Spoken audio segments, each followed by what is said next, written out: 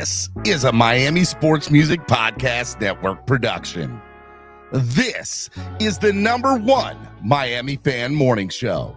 Clock Blockers, let's go. I know the whole city riding. A little early, it's a bit surprising. Business moves, now we enterprising. Switch it up, now we improvising. Go to get in the winter collar. Whole squad been trained to go. Fins for life, we throw the folk. Singing this just to welcome bro. To a time, to a time. Time to grind, time to shine. To a time, to a time. To a time, to a time. To a time, to a time. Time to grind, time to shine. What is going on, ladies and gentlemen? Good morning to my family with a PH and my fellow Finlaws. What is going on, ladies and gentlemen? It is Clock Blockers, the #1 Miami fan morning show. Super excited to be hanging out with y'all today. We got a lot to talk about. We got a lot to do. I'm your host, Stephen Daniels. You can follow me on all social media at Stephen D SKPL. Spread kindness, positivity, and love. Yes, love. Love. Shout out to Will Ferrell. Some of you might know what I was just doing. Anyways, make sure y'all hit that like button. Do it now. Do it now. No, seriously. Hey, look, I don't know what you're doing, okay? But here's what I need you to do, okay? You take your phone. And then when you take your phone, you go on YouTube. And you're watching me right now, probably on your phone. Most of you are. There's a little heart button, okay? Just tap it. Tap it, okay? Tap. Go to your home. It's your home, ball. Go to your home. Shout out to Adam Sandler. I'm getting some movie references in this morning. Some of you see it, some of you don't. Just make sure you hit the like button, okay? I'm not playing with y'all. Not playing, okay? Thank you. I appreciate that. Now back to our regularly scheduled programming.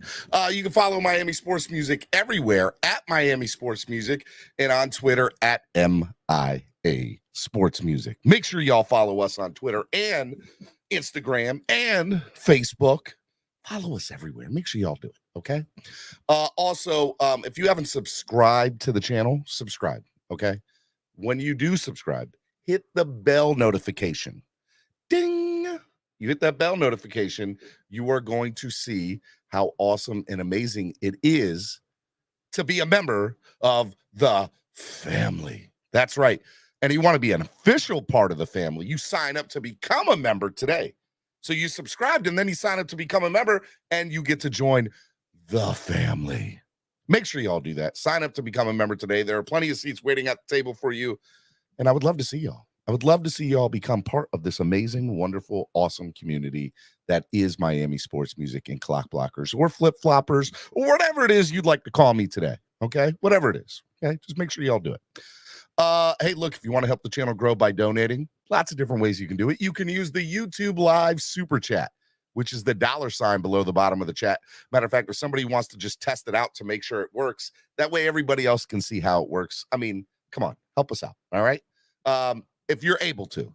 And if you don't want to get through YouTube, because YouTube takes like 46, 48%, whatever it is, you can give on Cash App and PayPal, which is $MSM Podcast Network, or use the QR code that's right on your screen, or MSM Podcast Network, or use the QR code that's right on your screen, whatever one you want to use. Just if you do use Cash App, PayPal, just let me know so that way I can shout you out.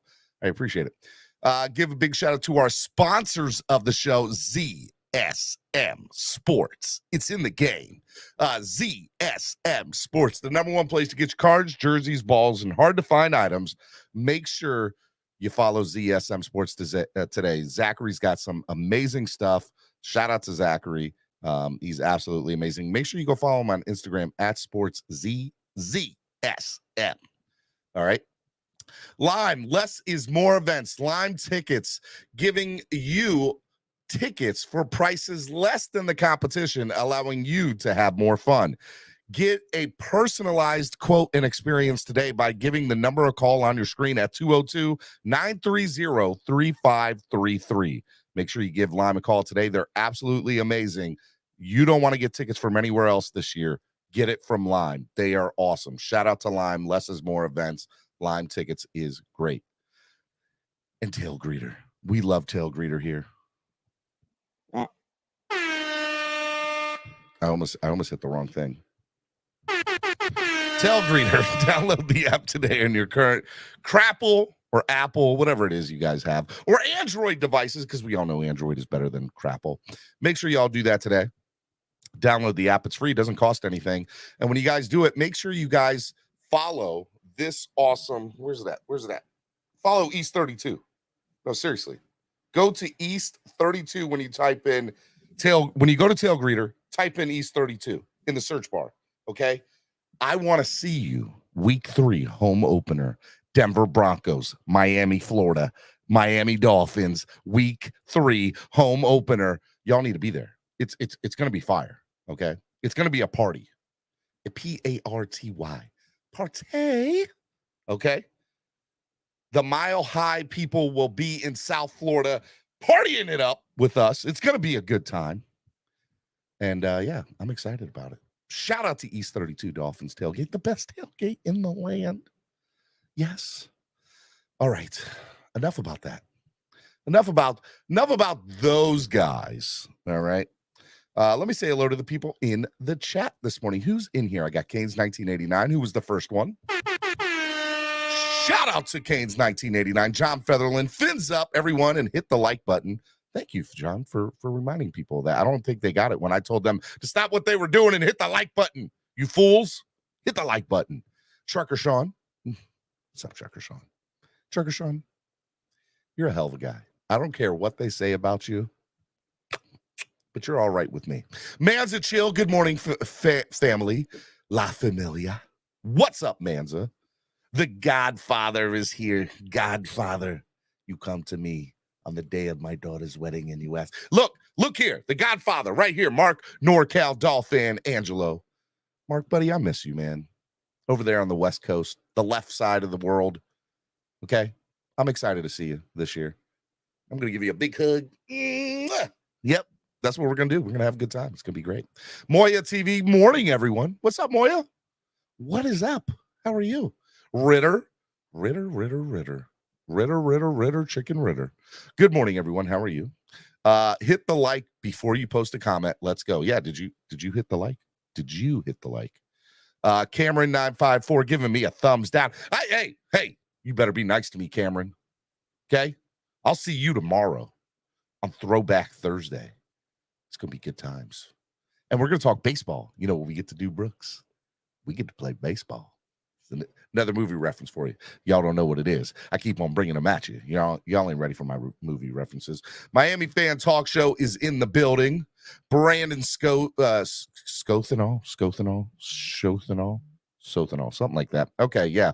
Wilkens getting paid. Love to see 18.5 top 10.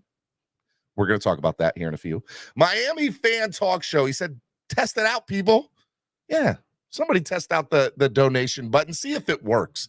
I don't know if the donation button works. If somebody wants to test it out for me, I ain't going to be mad at it. Okay? DDG fins up.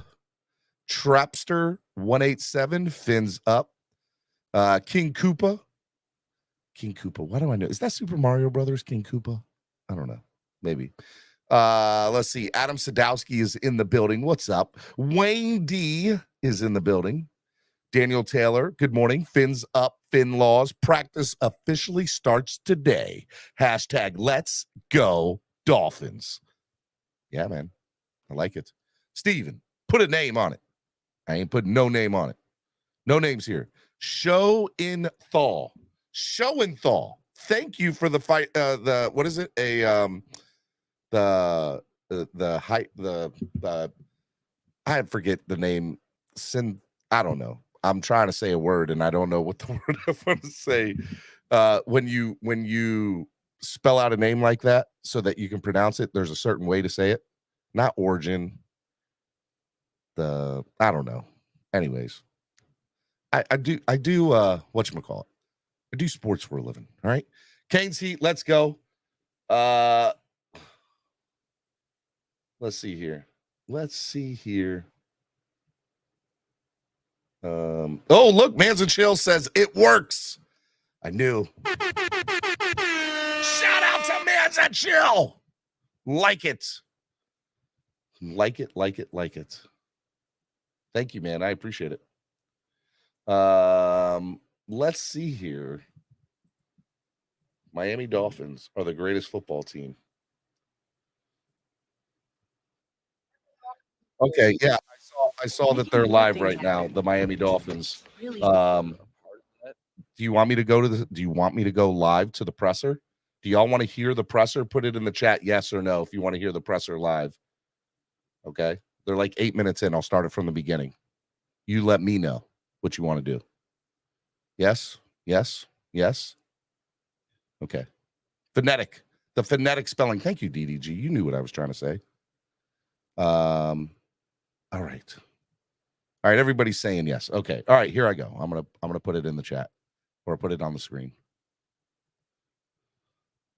Because I love you guys. And I give you what the fans want. Said that. You know that the Can y'all hear I it? think if I would order where the guys are at, you're probably talking I'm expecting sooner with Armstead and Wynn than Nick than Tanner. As far as when that is, like I said, I've kind of learned my lesson on that, but we feel pretty good about each and every one of them in terms of where they're at, where they need to be, and where they're going. So we'll keep you posted. Reported that Armstead had a knee scope. Is that accurate? Yeah, he had some cleanup work done. I'm not sure the technical term, but that was part of his off season. Did Wynn hurt himself off the football field, or was it a spring thing? This is something that it's athletic football that he was playing. Okay, so he was training. It was light, but it was football activity, training to get ready, and he's diligently working himself there. How does that impact, I guess, what you want to see from your offensive line and the way was going to be in that mix in terms of competing for starting spot and not filling in what's wrong? No, so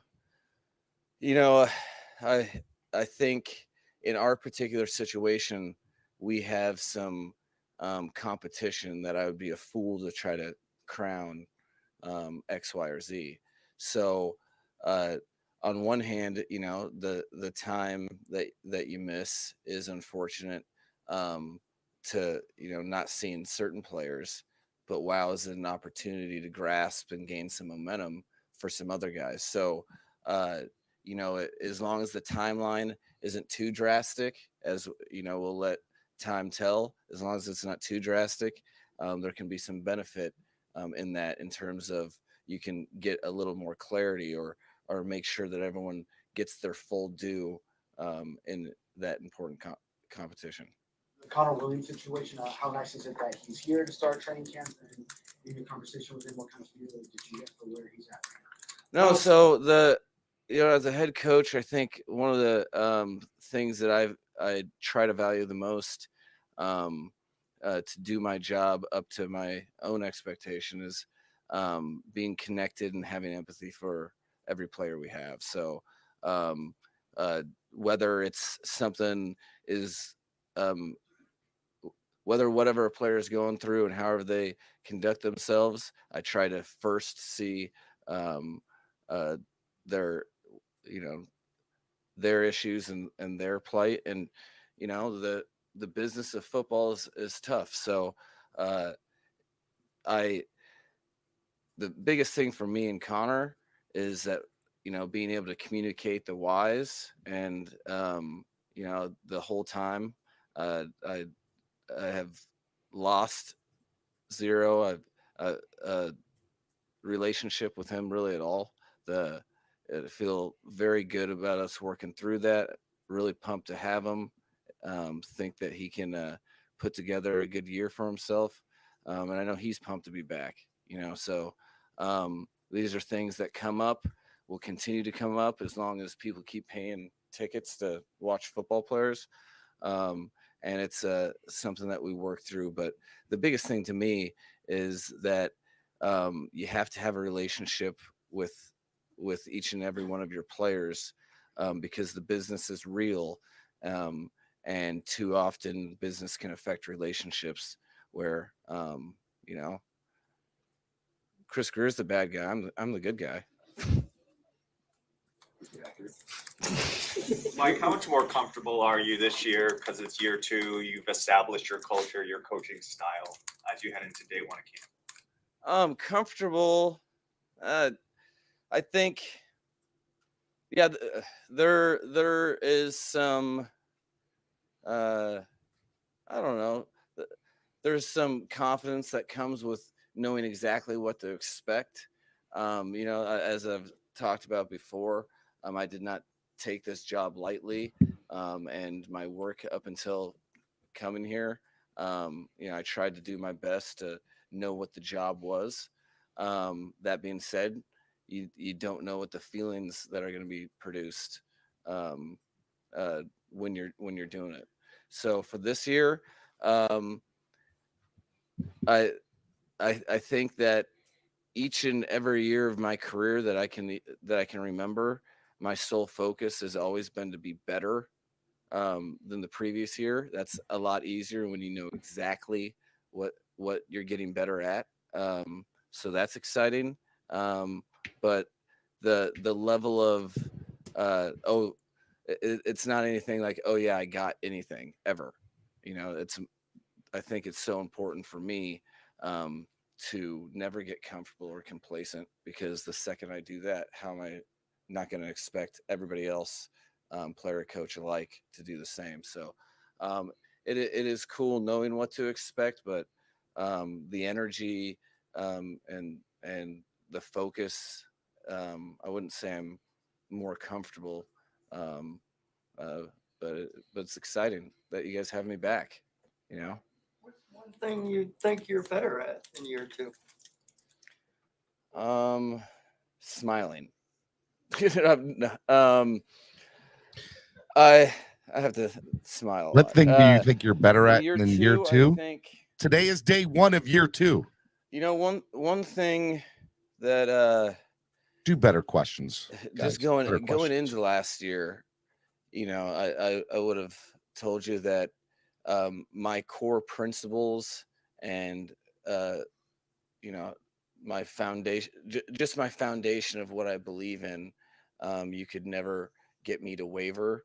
I think I learned real time that uh, the that how important that is, simply by in the roller coaster of the NFL season, and how you can't deviate that, and really kind of got empowered with some things that I thought before, which is uh, really players respond to genuine, consistent, uh, authentic intent, and that was a really cool part of last year. Um, uh, you find out that although losing 5 games in a row is pretty miserable, um, you know, there's nowhere to hide in that process. And I think this year's team, the players that were a part of that, I think we're closer because of it. You have to go through things to have the type of bond that is necessary to do great things in the National Football League, with the parity, and you know, just with all the pressure and on everyone. So that my favorite part really of last year was going through that with them, because there's a lot of scars that people have from their past.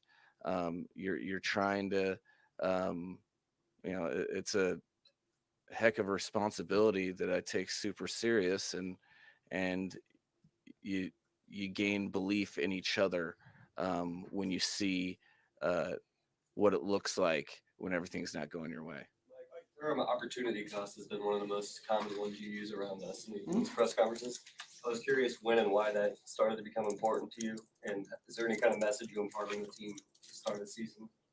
Yeah, the opportunity cost. Yeah, it's one of my favorites. I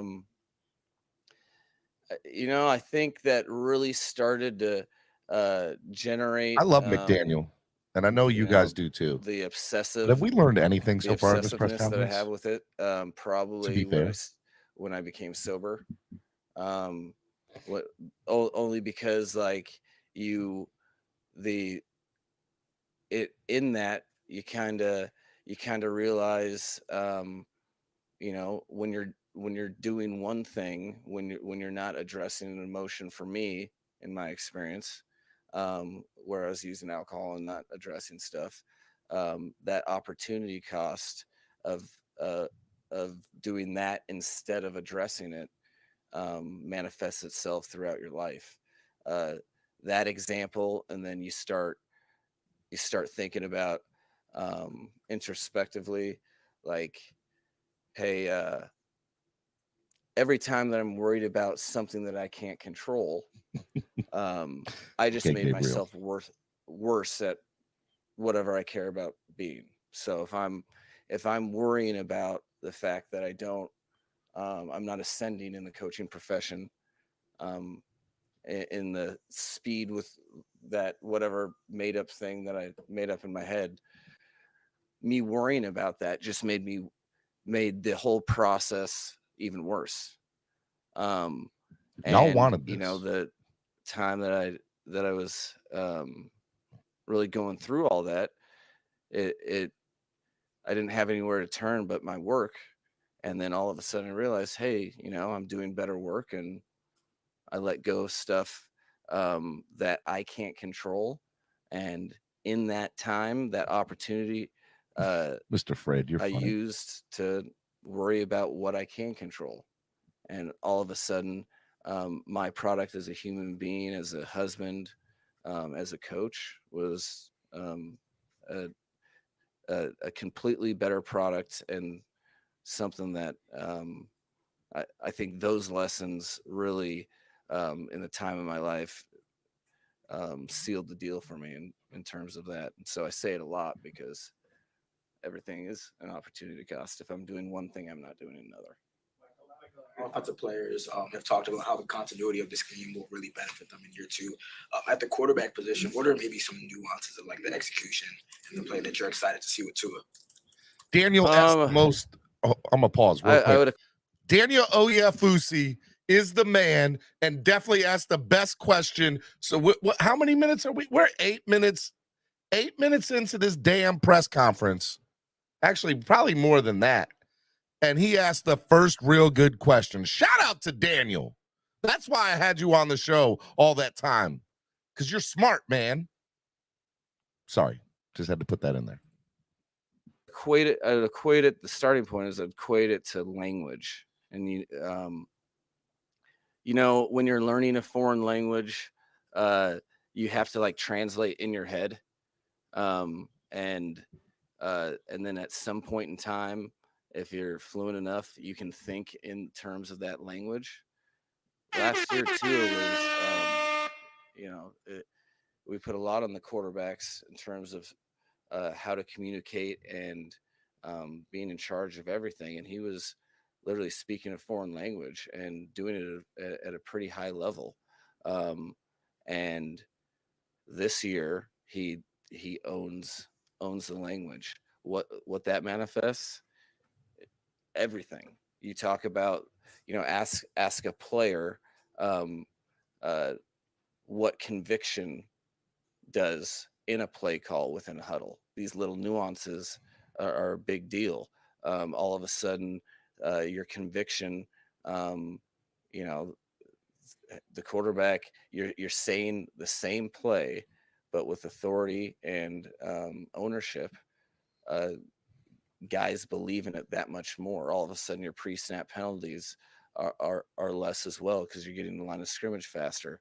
That in combination with other people doing their part, including myself, gives the potential to have a really cool product. And as well as like there are so many things we asked Tua to do that was a first for him last year. And to his credit, he was able to do a lot of really cool things. Ownership of it and knowing with conviction and confidence exactly why you're doing something so you can self-correct, gives you a chance to take your game to another level. And he's had a tremendous offseason. I'm just going to pause real quick just to, give you my 2 cents on that. I really like what he said and what he put in there about Tua. I totally 100% would agree with Coach McDaniel on this. I think that Tua did things last year that we had never seen from him in his arsenal, including his days in Alabama.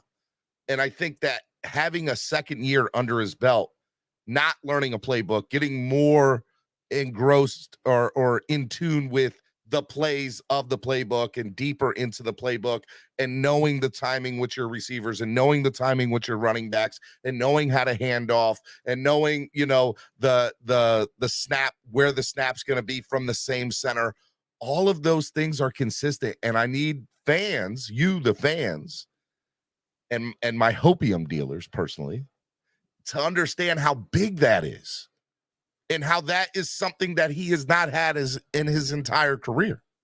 So to put that into perspective, I think that McDaniel's on the point with that, and I would 100% agree with him. I definitely think that is the case. I wanted to ask you about Tyreek.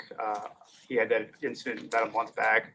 You had a conversation with him, I'm sure. Were you comfortable with that conversation? And do you have any concerns he might have to miss time? No, so yeah, communicated with him, communicated with the league.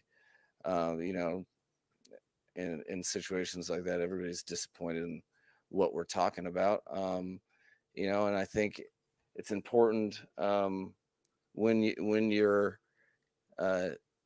in charge of making decisions to reserve as much judgment as possible until all the information is collected. The league's still looking into it, and we're in communication with the league as we've been from the beginning. And outside of that, I'm looking forward to practice and to be continued as information comes our way. Coach, we saw that Tua, Teron, and Christian named to the NFL Top 100 yesterday. Regarding Tua specifically, after the career he's had, the ups and downs, and kind of the whole moment last year with the sideline report talking about "Do I suck?" that whole thing, and the confidence that comes and goes. Curious how you feel about his peers rating him that highly in the NFL ranks. Those things are really cool. I think that's awesome. And when I talk, top 100 stuff does come up naturally every year, and it means a lot and it means nothing. Respect. How can it mean both, Daniel? Explain. Is a big deal. What does that mean? Is it right? And what does it mean for you moving forward? Not that much, but you want to talk about something that without a shadow of a doubt is earned respect. That's what that one tells me. Because I looked really hard and I didn't see his name the year before. And I think that is something, knowing Tua, he may not even know that it happened, nor would he care because he's forward focused. But I think deep down there's probably some, when you're begging for a little positive reinforcement and you're considering if you suck. I do think that I could officially say if you're on that list, you don't suck. All right, real quick, let me just throw it in there because it was something that I wanted to discuss this morning. Was the NFL's top 100 players are the top 100 players by a stable of players who come together and they vote on who they believe the top 100 are, and it's only players that vote on this list.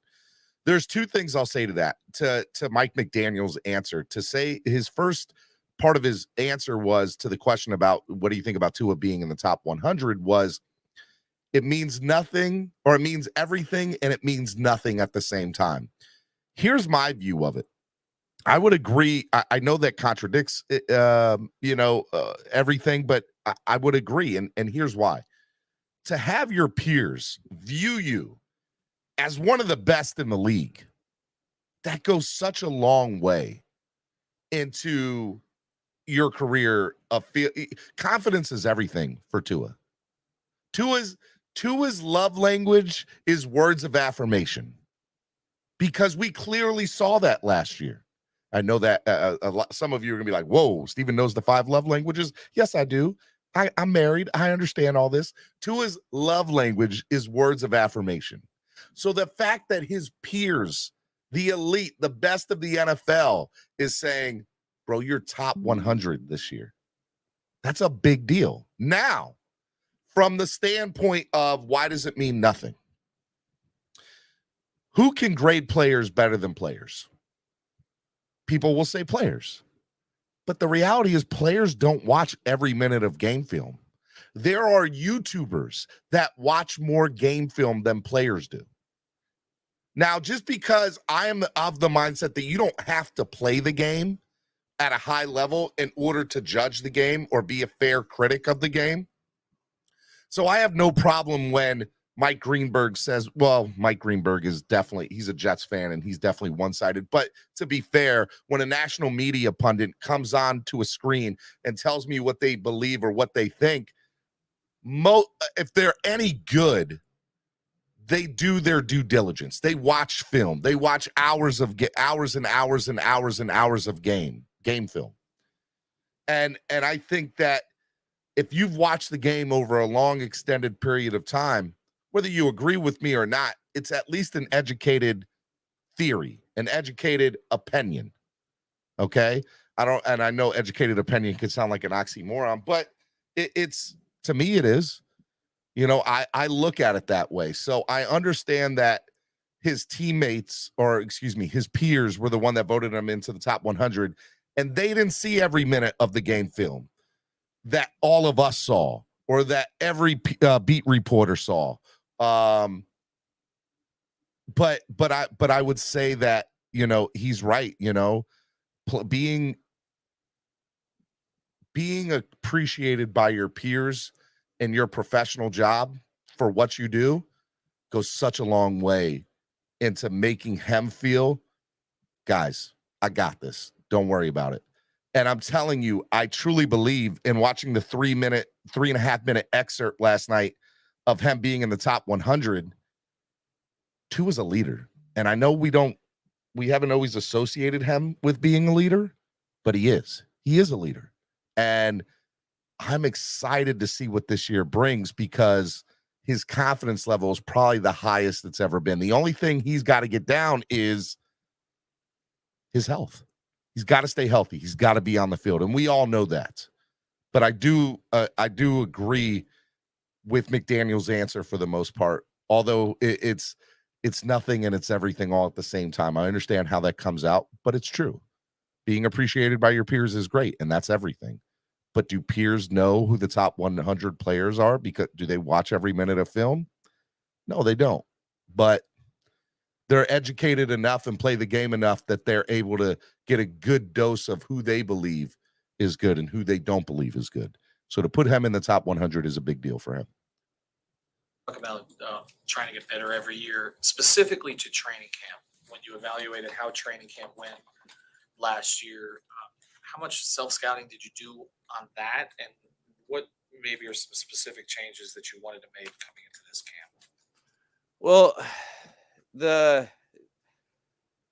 I think it's important to always evaluate everything you do.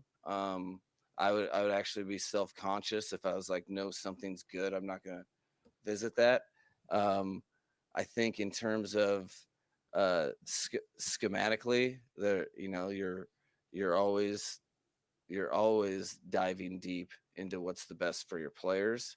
Anytime your players change at all, your scheme should change, and that does. It's organic. Plus, there's, you know, what's very unique about last year to this year is last year you're putting forth an specifically for offense, you're putting forth scheme, not totally knowing what your players do best. You're projecting what they do best, but you're having them learn it and kind of seeing where your offense goes. This offseason, you can kind of structure it more tailored towards your players, evolve your scheme towards your players because you know what they are. And or you little, not what they are, but more things that they're comfortable with, things that they have room to grow in, things that, you know, they can make plays and be the best player that they're trying to be.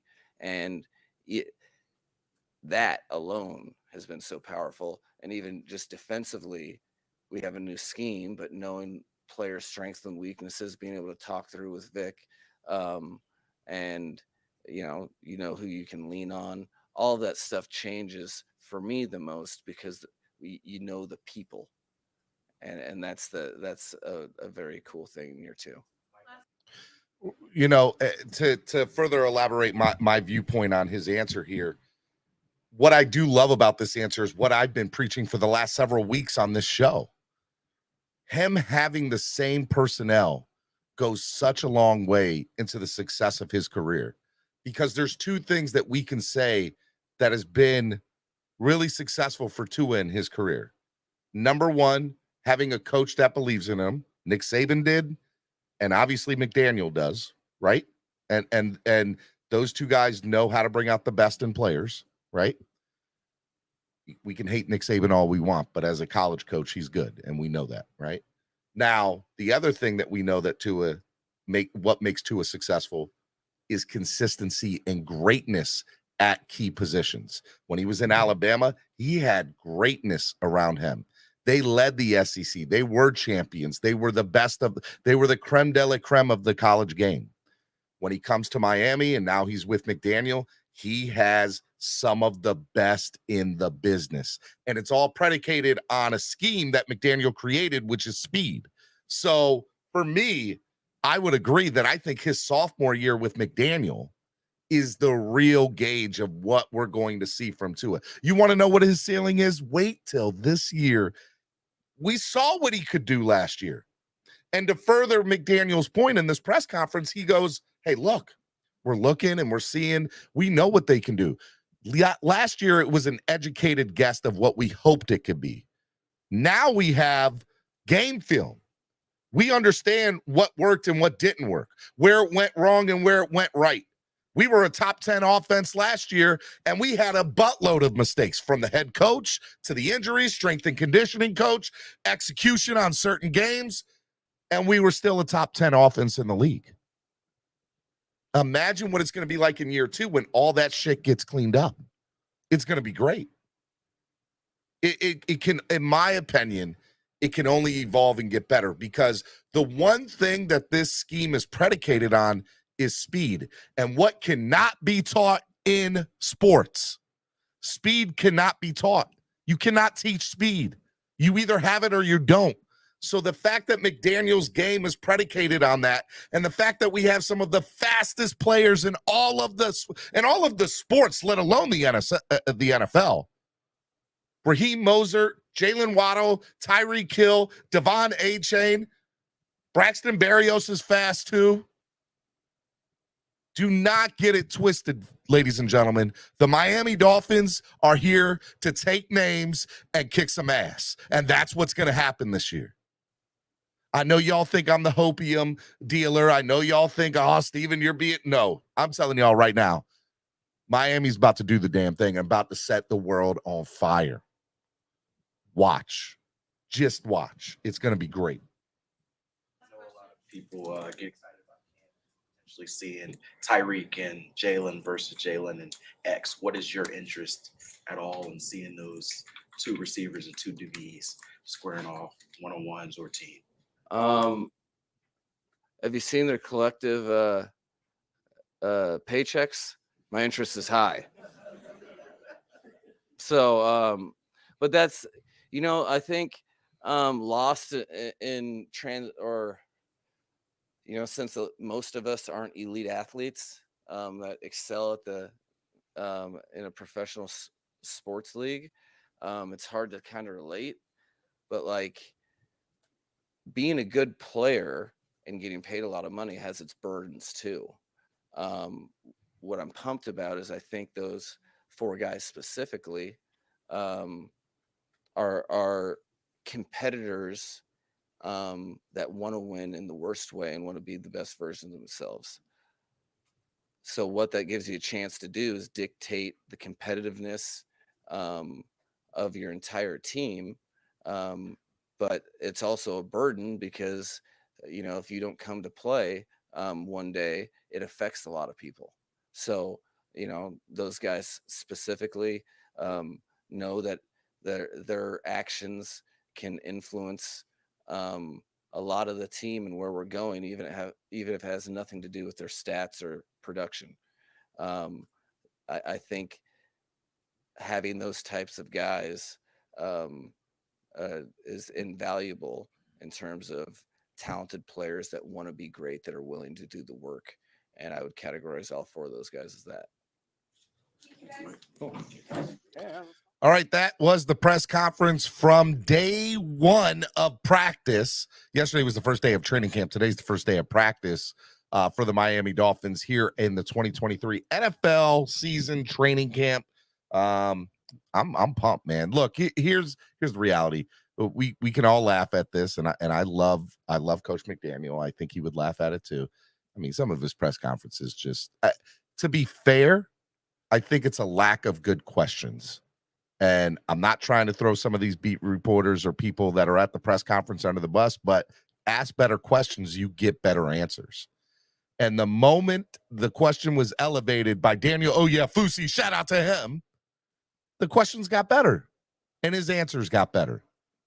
So we don't want to see boring press conferences. Y'all need to tell these beat reporters to ask better questions in the press conferences. We get better answers when there's good questions, not when, what was the question earlier, guys? It was, what do you think, what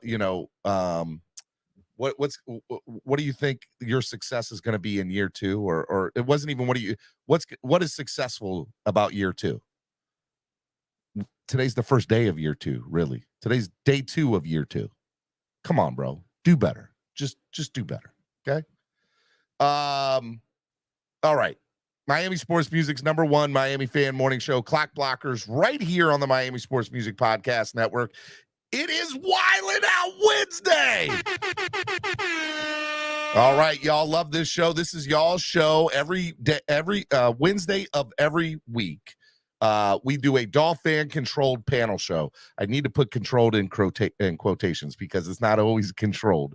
For those of you who are new to the show, because I see we have over 100 people, #1, hit the like button.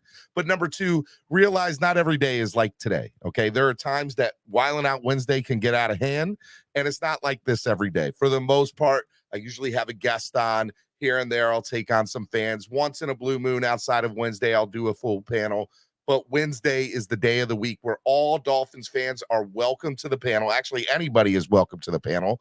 And you are feel free to say what you want. But remember, this is a show that is made for the fans by the fans, which means the fans control the show.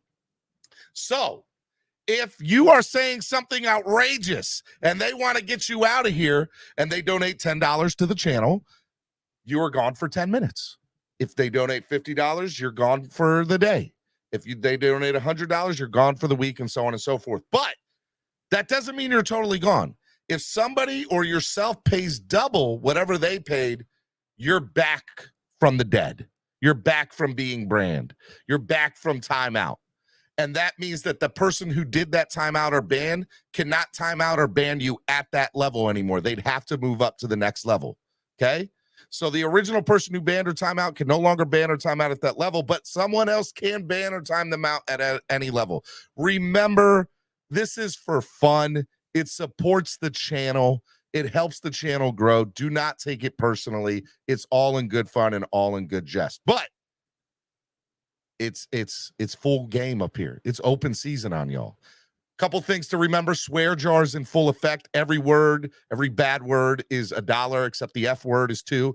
If you want a swear jar pass, donate $25, and you have a swear jar pass. You can cuss all you want for the day. $25 swear jar pass. All right. And the reason we have a swear jar up here is because I want to try to make this, if people are listening to this at work or listening to it in their cars with their families, that they're able to listen to it and enjoy the content. But it is Wildin' Out Wednesday. It does get crazy. If somebody donates $100 to the channel, then we do away with the swear jar for everybody. Okay, so understand there's rules to this. There's ways to do this. There's ways to get around everything, but we're going to have fun. So here's what I'm going to do. I'm going to drop the link in the chat, and I'm going to get started talking about the top 100, and then I'm going to start bringing you people on, and y'all can get up here and you take control of the show. Whatever you want to talk about, the floor is going to be yours. What I will say is this. I was really excited to see 3 players in the top 100. Let me briefly speak on that. By the way, the link is pinned to the top of the chat. You can see that there, and it's also in the chat, so you can do it there too. Everybody's welcome. Number 83, 82, and 81 of the NFL top 100 players were all Miami Dolphins, and it was announced yesterday.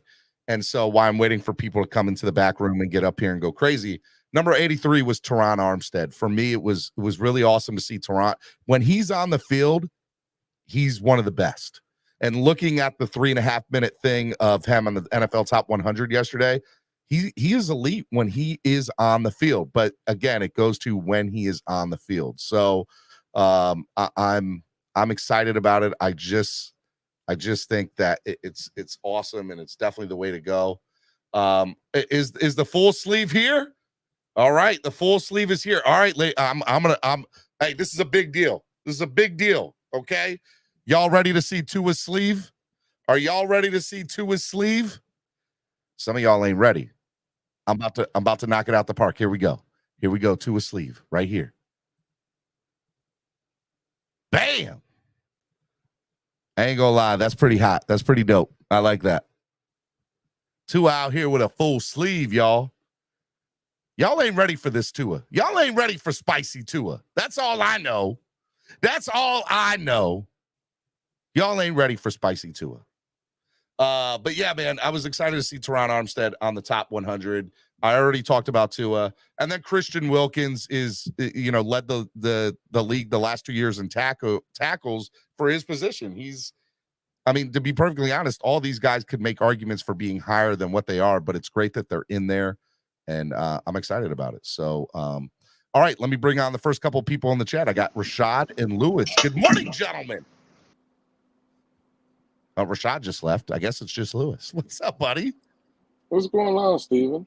I'm here, man. Life is good. Just enjoying life, and it's Wildin' Out Wednesday. What's up, man? Are we sitting here looking at another grown man's tattoo? Yeah, man. That's dope, man. I always appreciate good art, and come on, man. He's Samoan, and those tattoos are, they mean more than just tattoos. There's a spiritual thing to them. Yeah, but we don't know what those spiritual things are. Well, hopefully they lead to wins. That's all I'm worried about. Confidence and wins. That's it. That's all I need from that man. As a Dolphins fan, I love you, man. But all I need from you is confidence and wins, and they need to go together. That's it. Ain't that right, Dade County? Morning. I can care less about that tattoo. I'm gonna let that slide, Lewis, and start. What? I'm not the one up here talking about tattoos, Dave. I ain't saying nothing about no tattoo either. But you talking about, oh Lord, as soon as you said my name, tighten up. Tighten up. Do better. Yo, what up? What up, Sosa? How are you? Good morning. What's going on? Good morning. Nah, I just got in taking the kid to daycare. Let me ask y'all, do y'all think that McDaniel's press conferences are boring? Yes. I'd rather hear him than Pete and Cap, though. Oh, wow. Well, I don't know about that. I don't know about that. He would rather hear McDaniel than Pete and Cap. Cap's in the chat too. I already know he's coming now. Definitely he's coming up now. Huh? Cap gonna get you, man. He gonna get you. It's coming. It's coming. Hey, Bro. Alex is here. What's up, Alex? I haven't heard from you in a while. What's up, man? Ain't nothing. Just chilling, bro. Lewis said See that the ain't little nothing. one right there. I got the little one ready for the season. I know, all up Dang. in the Dolphins gear. I like it, man. Can never have too many Dolphins How's fans. everything? Man, How's the family? his daughter was talking about go Jets yesterday. I don't want to hear that. What? No, Alex? no, Alex? definitely not. It's on a recorded space, Steven. You can hear it. No. Oh, there's Dave, there's don't go proof. there. There's receipts. People out here Don't keeping go there, receipts Dave. about, All I was y'all's, saying about y'all's was Jets, I think- Jets kids. Real quick, let me ask y'all: if y'all have kids, is it okay for that kid to be a fan of another football team? Hey, I ain't Not gonna under lie. my Hell no, not Niner under my fan. roof. Not You got me hell fucked no.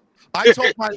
I told my children straight up. I was like, look, around here, people wear purple and they're Ravens fans, okay? And they're gonna try to make fun of you for wearing Dolphin stuff, and they have, by the way. I was like, don't worry about that. Wear your Dolphin stuff with pride and understand how great it is. They could And be so a fan of any other team. now that he's seen They my do not have show to and go my through this. community and understand how cool you guys Nah. are, my son is like, oh yeah, I don't care that I'll wear my Dolphin stuff. I don't care what I'm they not say gonna to me. force my children to go through this Hey, pain. So No, Look, no. here's the I thing. understand. You're a bad Here's the thing. I'm gonna tell you Hold right on. now. My dad. Let Talk my about my kid parents. come in. Listen, let my kid come in wearing Jet or Patriot or Bill stuff. They ain't gonna have a place to stay that night. I'm They're I'm getting telling hit in y'all the right throat. now. Listen, they're trying to convert. Hey, They're trying Lewis, to I'm convert with my you. kids. I'm with you, Lewis. They're trying to convert.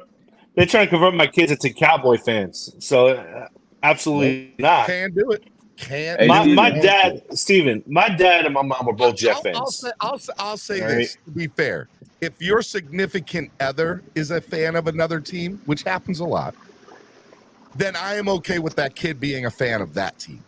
That's cap. But Nope. that's the Gotta only be a fan out of I daddy. would give kids for Dolphins fan of But Dolphins what? fans. But what if Gotta be a she? fan What of if she daddy. doesn't like sports? Period. Well, then the kids are Dolphins fans no matter what. They don't have a Hey, choice. Steven. What's up? Bro, everybody in the household has to be Dolphin fans. That's What are you hey, talking about? hey, Alex, listen to this. Hey. My wife, who's from That is Mississippi, so sad. which, by the way, side note, y'all, I might be moving in the next couple of months, either to South Florida or Mississippi. I'm looking at houses in both. Oh, It's a you're lot going down cheaper in south. Mississippi than it is in South Florida. Let me tell Yep. y'all. Yeah, the No price of brainer. people out of No Florida. brainer there. Huh? Yeah, the price of people out of Florida. I can buy a really nice place in Mississippi. I'm going to live in a shack in Florida with the same price. So, but anyway, It's all neither good. here or- Y'all live in shacks in Miami. neither here or there. What I will say is my wife's from Mississippi, related to Jerry Rice, and all her family are either Saints or 49ers fans, because she also had another player in her family, Floyd Rice, who played for the Saints and the Raiders.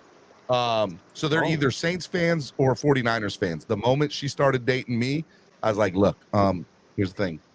I understand you're related to Jerry Rice and you have this loyalty to the 49ers, maybe. But I'm a Dolphins fan, and if you're going to be with me, you have to be a Dolphins fan. And she is. She did. She converted. That's There was terrible. no choice in the relationship. She should have left you. I'm kidding. No, Hey, Steven. She didn't know. She married and had 2 kids with me. She's stuck for life. Bro, why is Rashad on his Black Pete this morning? What's up with you, Rashad? He's No, straight Black hating Pete. What are you talking that's about? coming out. No. This Bro, is the thing. pure negativity out your mouth right now. Okay, Dave. I Negativeness, understand you don't understand. Hey, Steven. My baseball team has won championship. My basketball team has won championships. Being a Dolphin fan hurts. You love the team, but Don't lie. it hurts to watch them lose. It hurts. It pains you. I don't want to put my Hey, children Steven. through that. I love my kids. What's up? My child. Hey, I ain't gonna lie. My son's a Niner fan.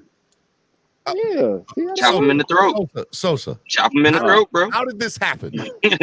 How did Okay. you allow this Family. to happen? No. Family.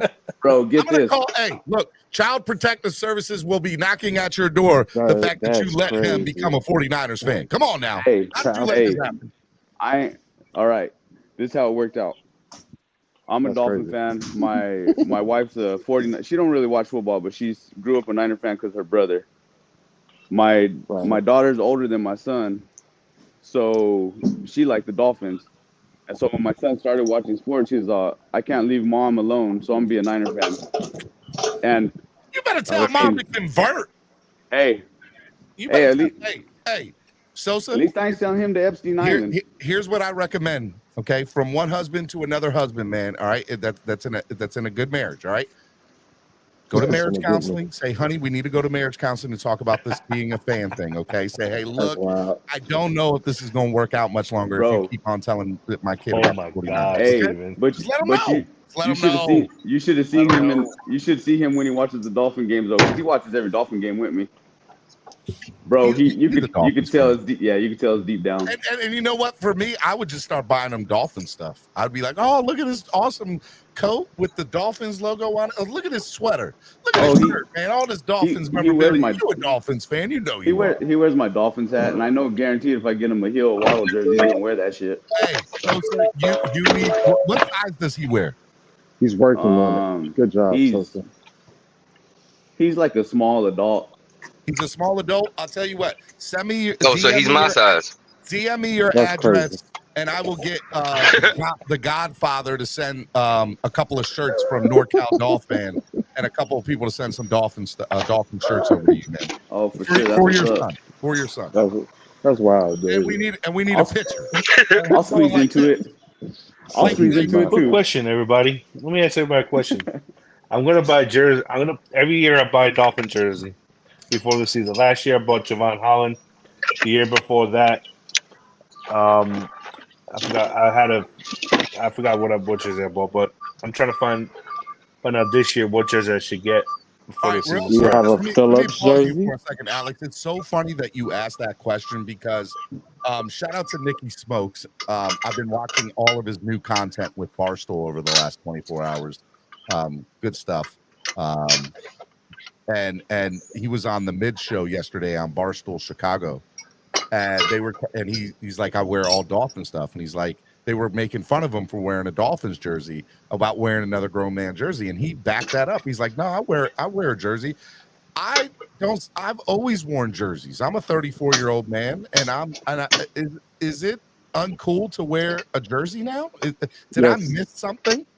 No, because the reason why people say that is because they feel that they don't want to wear a jersey that's young of a person that's younger than they are. If there's some type of sporting event or jersey party, that's what everybody looks at, Steven. Hey, you know they were rocking that hard in the early 2000s. Yeah, hell yeah, they were. So to be fair, that's what some of the guys from Barstool were trying to tell Nicky. They were like, well, I wore it when I was younger, but now that I'm older, I'm not wearing another grown man's jersey. And then they were like, we're also friends with some of these guys too. So what would it look they're like probably wearing them skinny jeans if Brian Urlacher were to walk in and they're wearing a Brian Urlacher jersey? And I'm like, I don't think like I knew Bart Scott for the Ravens really well. I knew Mexico. Femi Iambadagio for a while when I worked in radio up here in Baltimore, and I know some of the Dolphins, with stuff. Solo knows a lot of the Dolphins, and he's worn jerseys with them. That's never been a thing, and it was the first time me ever hearing that it was a negative thing to wear a jersey. I was like, I've never heard this before. Steven, younger. It's 2023. You're surprised by any people are offended by everything now. I get it. I don't wear. My bad, Dave. Go ahead. I'm sorry, Dave. I'm done. I was gonna say because I got a Javon Holland jersey in my closet, and I'm 38, and he's what 24. So they're like, oh, why would you wear another man's jersey that's younger than them? That's younger than you are. You could offend a man in a dress if you call him a woman. I've seen it in person. Rashad, don't go down that road, Rashad. Yeah, Rashad, don't go down that road, bud. Why am I getting saucy Rashad today? Why am I getting negative Rashad today? Because Jalen Ramsey showed up soft. Rashad, hey, did you see Jalen? Did you see Jalen? Any of that stuff on the channel here? What? No.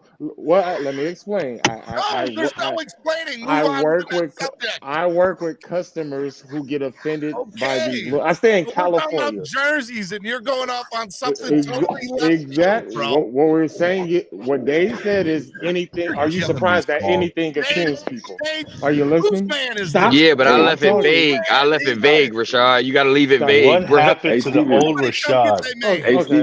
Y'all are getting on nerves. I'm gonna shut up. You know, Rashad ain't cutting out, so he's mad he's getting his point across right now. I know he's trying, but you Yeah, know, nope, all I I'm gotta done. do is I'm done. all I gotta do I'm is done. show a picture of some feet, and Rashad will shut up. So I'm not worried about it. All I'm right, done. Rashad, Actually, hey. Cedric Wilson showed up in sandals, and it pissed me off. So yeah, that ruined my day this morning. I didn't watch no Meanwhile, we're over here Dolphins talking about people being social upset media yesterday. about another man wearing another man's jersey, and you out here talking about a man in flip flops talking about I'm offended. Come on, Rashad, do better. Yes, Be he did it on better. purpose. Okay, Do man, better. I'll tell you what. Anybody living in Los Angeles, I could tell they're frustrated, man. Because man, if I see the reports that's coming out of LA that's true, I don't blame Rashad for being frustrated. I don't live in LA no more. You What's don't going live on in LA? Where do you live now? I live in Oakland. What are the reports coming out of LA now? Oh, I'm sorry. Okay. Oh, You're still on the California, West Coast. California, period, though, is Oh, one in California. the handbasket. There you Nah, go. Steven, Yeah, hey, but but California people are like, oh, I live in Malibu. No, I live in LA. No, man, I live in San Diego. No, No, I live in Venice. I live in Venice. You live in California. Shut up. I mean, I live in Venice. Nah, California to I you- understand it, California Steven, is because 6 states to you. Okay, They live so in don't do California. that. Okay, that's all that needs. I to be. understand. Steven, hey, I I gotta understand what go. he's saying, because for a lot of us, if you say that we live in Florida, we deny it, and we be like, "Nah, I live in Miami. Miami No, but and there's a Florida is big completely different. Los That's a Angeles big is difference, bro. 6 hours Let's away get from back in. Oakland. Let's Like, get back Hey, in. what are we- Dave, Hold on, I got guys. one even better. Which jersey Hold should I on, get, hold Steven? on, Steven. Let's let Steven get back on track. Which All right, which jersey should I get, let's- Steven? Let's get back into some Dolphins talk. So yesterday, it came out that Teron Armstead was on the PUP list. I guess he didn't pass the physical or wasn't You able surprised? to. Yeah. Well, I wanted to know what y'all, thought about it. That man's not going to practice anyway. It doesn't matter. I don't want to see him. Training camp on PUP. I don't want to see him. Don't matter. I don't think we need. I don't think we need to see Teron Armstead. And honestly. And we know he didn't get surgery on that toe. Stay off of that toe and He chill. belongs right We where don't. he No, is. we already know Yes. Teron Armstead will be Yes. ready day one. We ain't worried about that. Now, Isaiah Wynn, for you to be the first time on the roster, maybe that's a little concerning. But at the same time, we know he's injury prone too. I don't care, bro. I'm good. Isaiah Wynn got hurting himself training for the season.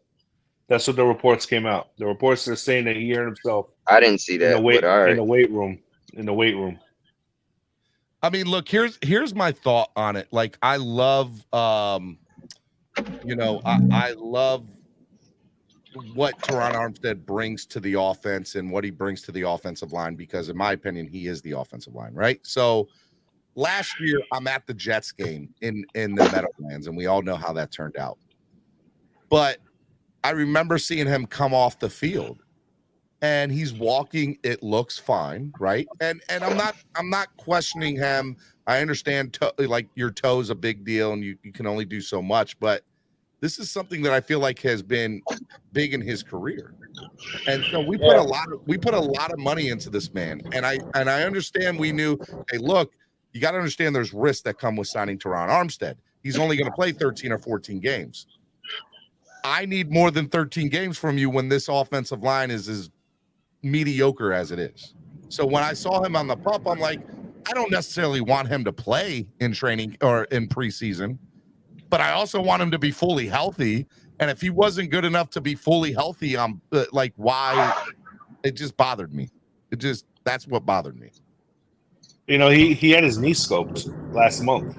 Yeah, and they were saying that if he got the surgery on his toe, it would have been 10 months. The toe was a big thing because that ended OJ McDuffie's career. The turf toe. I mean, I don't think it's the same thing that he had. But I think I remember asking OJ about it last year, and I think he said he knew it wasn't the same thing. But the toe itself, any injury on the toe can be painful and can be especially with a or any player, right? Because with a wide receiver, in OJ's case, your first step is everything and getting away from the defender, right? Yeah. Not to mention all that weight he's got to put on it too. 100% Shake. And so having Teron Armstead, you're down in a 3-point stance with a hand on the ground and you're coming up and you're having to lift. You need to be able to plant your toe into the ground to be able to move back whatever defender you're playing against. And so I still feel like an 80% Teron Armstead is better than 100% of anybody else playing that position. Would you all agree with that or disagree? I agree. With that? I agree. I agree with that. I agree with that because the thing is that if here's the key to that. Here's the key to that, right? If God forbid Teron Armstead goes out for a long period of time, and Austin Jackson is performing well at the right tackle position, do you flip Austin Jackson back to the left tackle? Hell no. What I don't want to Look, do bro. is play musical chairs on the offensive line. Go ahead, Dade. Well, yeah, and it's Go ahead, let Dade, then Shake. Bro, we already know Austin Jackson's not a good player. We're not putting him on the left side of the line. I'm done. Well, if he's playing at a high level, that's what I'm saying. well, right tackle.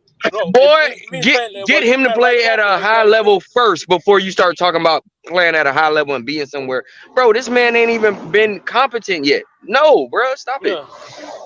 No, even if let's say for the sake of argument, he is playing a high level at right. You can't. This ain't Madden where you can switch on and off. That muscle memory is a thing, bro. You can't switch him to left and expect him to play at the same level. That's true. That's true. My whole thing right now is hearing high level and Austin Jackson in the same sentence. Can we stop that? No, we're not going to stop that. Not put We're that never going to narrative stop out there, that. please. Let's not put that narrative. I mean, out there. because I'm gonna keep. Hey, just because of you, Dave, I'm gonna keep saying it. Austin Jackson, high level. How about that? That's fine. That's fine. But now I know you don't mean it, so I ain't gonna worry about it. Steven, I want to talk about y'all smarter than that. Guys, I want to talk about the tight end position for a minute, if you don't mind. Go ahead. Durham Smythe is the starter over there at the tight end position as of right now, but this kid that the undrafted free agent that we signed at UGA or UCA, whatever. The undrafted free agent? Yeah, they signed an undrafted free agent tight end that was actually highly touted, but he, obviously went undrafted. But Julian Hill. They're saying that he could actually be a steal. That's what they're calling it right now. Here's the thing. Every year, there's always an undrafted free agent or two that catches the eyes of the coaches, the fans, beat reporters, so on and so forth, right?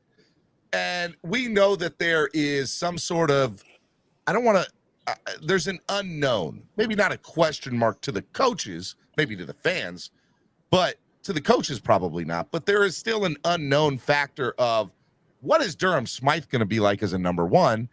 And bringing in Eric Sauber, who we know is a great blocker, but not much else you're really going to get from him. Tanner Connor is somebody that they're high on, but he's a project player. And Elijah Higgins is pretty much a project player, right? Tyler Croft too. You have Tyler Croft, who's played in the NFL before, played with Cincinnati. He understands that. But Julian Hill is such a long shot to make the squad. But if he does, it's going to be because he turned heads in inter squad practices and the preseason games. He's going to get an opportunity to show it.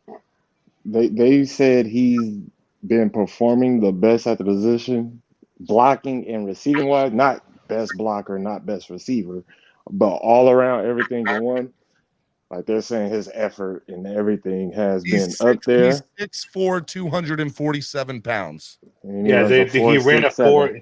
He ran a 4.67 exactly, Rashawn. Yeah. I was just about to say that. If somebody in the chat, what is a really good size of a tight end? I think that's right there. What you just said. Yeah, right there, about 6'4", 250. Yeah, 6'4", 6'6" is a. What is Travis Kelce? What is his height and weight? 6'3", I think. Is he 6'3"? I think he's 6'3". Yeah. When you get to 6'5" and 6'3", you're just a monstrous man. Like you're just a huge human being. It is what it is at that point. 6'5", 250. They said for I believe that's for Kelce. Shannon Sharp is only 6 look, foot you two, know, so he did pretty good. For Alex, 6'2". to be perfectly fair, I'm going to keep an eye on Julian Hill because of you mentioning him and because of his size. And if he ends up now, here's the other thing you got to take into account, Alex, and everybody who's listening. Last year, we saw Eric Ezukama take the world on fire in the preseason for Dolphins fans, and we thought he was going to be this awesome, amazing thing, right? He turned out not understanding the playbook, and it was a big letdown for. I thought he was going to be this guy to come in and turn some heads right away, and for me, it was a letdown. To be perfectly fair, because I was somebody mute. And you know what? Somebody mute. All that clanging. Yeah, I just want to defend you real quick by saying that Tyreek Hill came out and saying he didn't know the playbook either. So at the end of the day, Tyreek Hill was on the field and scoring touchdowns and almost breaking records in the league. But I'm saying by saying just because he didn't know the playbook, none of the receivers knew the playbook. So that what I'm saying. I think Eric, they didn't give him a shot. They didn't give him a shot. Easy. I don't think they gave him a shot. All right, so here. All right, let's pause for a second. Okay, let's take a chill pill for a second. He didn't get a shot. The man made the 53-man roster. He was projected to be the 4th or 5th wide receiver last year, right? Now Trent Sherfield stepped up and showed out. River Craycraft even stepped up and showed out, and Cedric Wilson was nowhere to be found. Well, River Craycraft and Trent Sherfield come from that system, so I'm sure they had a better understanding of the wide receiver position more than anybody. I mean, that's fine. So Cedric Wilson, I don't necessarily believe is going to get I think the Dolphins are done utilizing him personally, whether he stays on the team or not.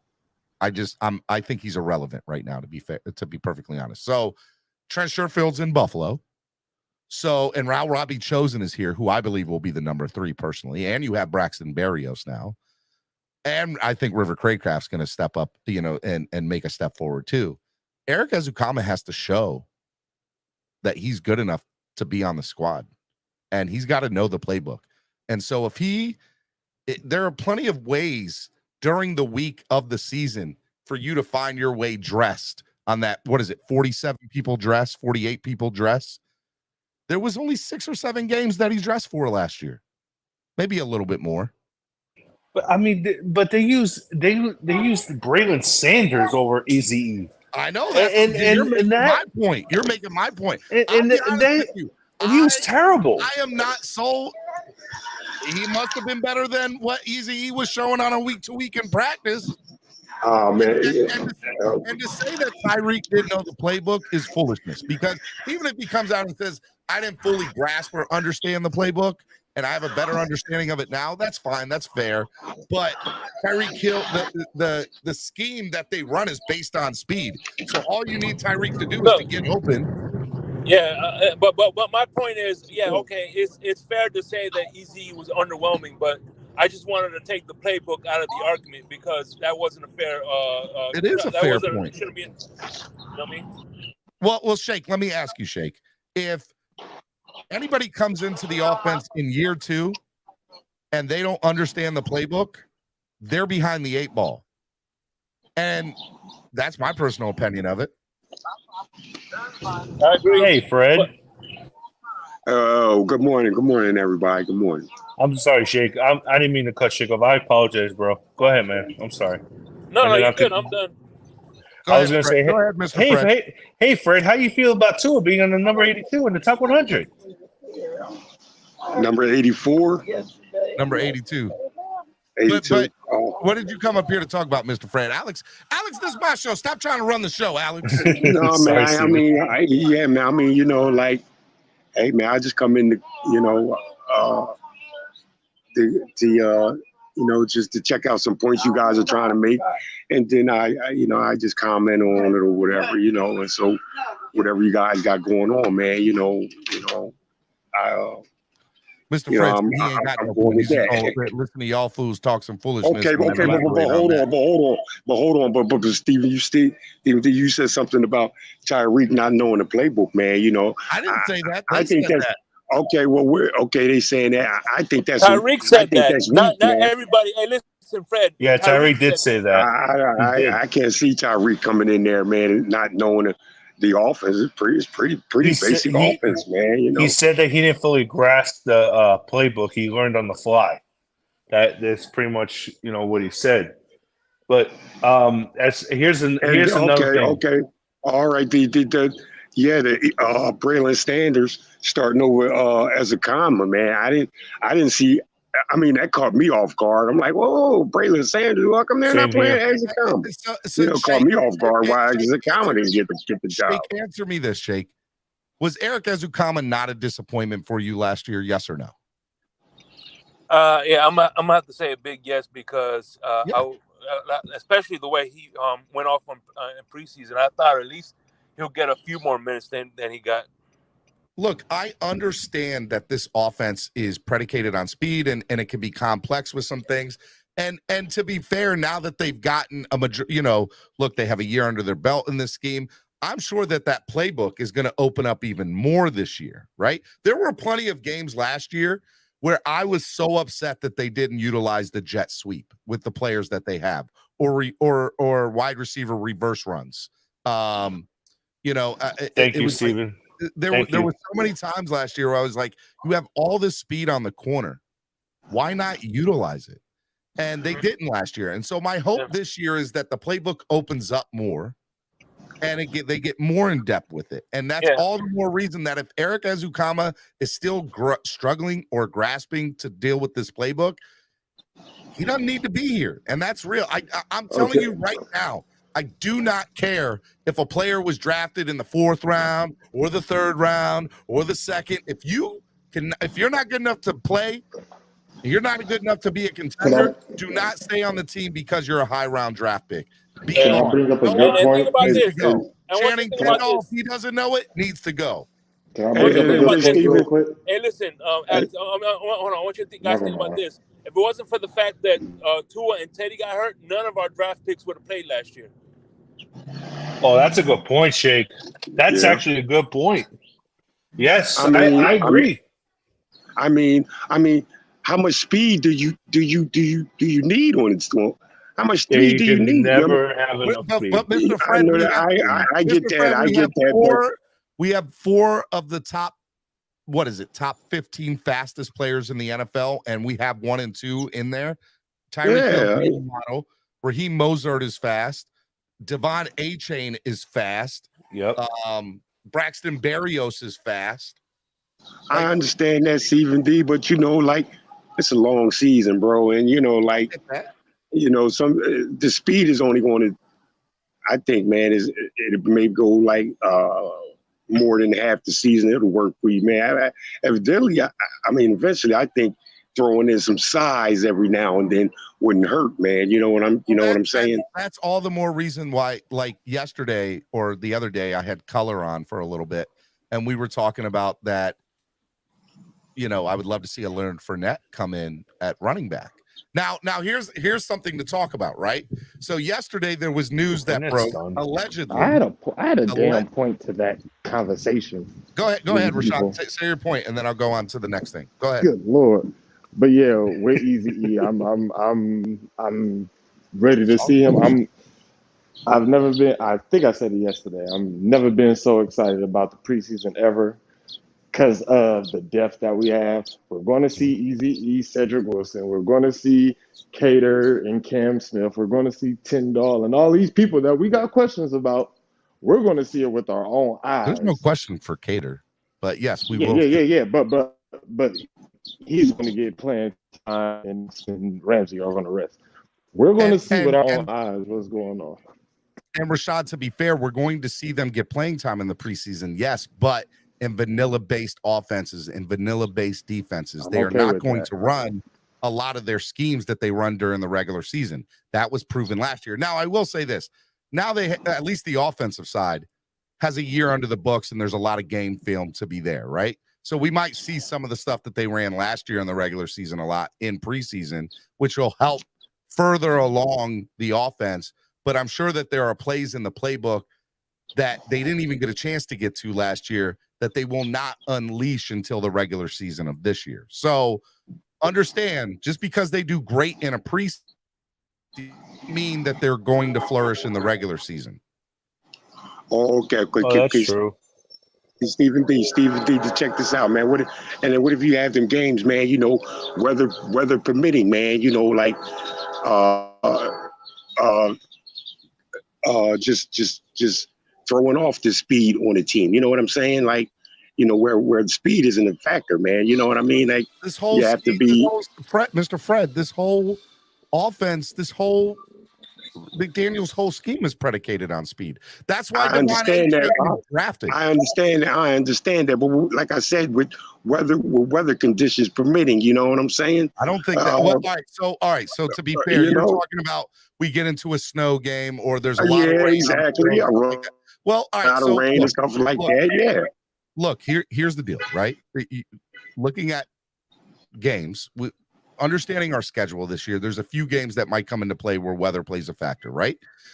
Yeah. Germany. Every year. That's every year, you know. Germany might be a problem with snow, right? With Kansas City. That could be a problem. New England, Buffalo. Well, Jets. I don't know. The Jets we play on Black Friday. It might be cold. No, yeah, it doesn't usually snow in New York till December. Yeah, till December. So I'm not. I mean, it could, but I highly doubt Okay, it. but December is where we struggle at. Who do we play in December this year? Miami Dolphins. You said weather could play a factor in Germany. How can weather play a factor in Germany? Is it going to be winter when it's there? I think it's going to be winter when it's there, right? No, I don't think so. I don't know. All right, so December 3rd, Washington. It'll be cold. It's not going to snow like that in DC on December 3rd. And then the only other cold weather game we have in the month of December is in Baltimore on New Year's Eve. That could be a cold. That could possibly be a game. But I live here in Baltimore, and let me tell you, it only snowed twice here last year that was of any significance. Yeah. So we don't play Buffalo in December or January. We don't play the Jets in December or January. We don't play the New England Patriots in December or January.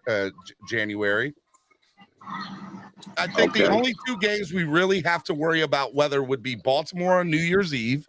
And again, it only snowed twice, 2 or 3 times last year. And Germany, if I'm correct, Germany is going to be really cold there when that happens. And you gotta ask Franz about that.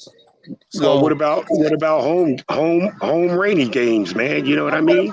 Mr. Frank, come on now. It rains in Florida every day. You don't think these guys know how to play in the rain? Come on now. Yeah, but I'm pretty sure it would throw off the timing and speed. Look, football in those games, man. Football is a game that's played in all elements of weather. They do not.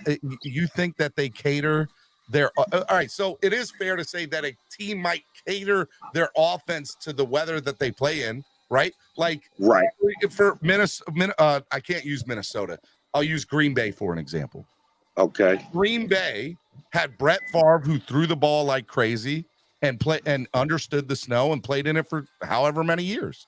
Aaron Rodgers the same way, right? So I understand that, but like, you know, I mean, I understand that. You know, of course, we know Brett Favre and what's his name? They had them arms that them balls cut through that weather like that. Stephen D, man, you know what I mean? They have strong arms that can make it through those. Correct me if I'm wrong. What you were trying to reiterate to me is this scheme of speed is all well and good, but what happens when they get into the elements of weather, rain, snow, whatever? And exactly. My argument back to you is it does not matter, because for the most part, we are not worried about any of that this year. Like the Dolphins are not playing a lot of cold weather, weather. They might play in cold weather, but that'll be the biggest element that it is. Maybe wind. And that'll be, that'll be it. We play Philadelphia on October 22nd. It's going to be great. It's going to be good. Yeah. I don't think that it's as big of a deal as you're making it out to be personally. That's just my opinion.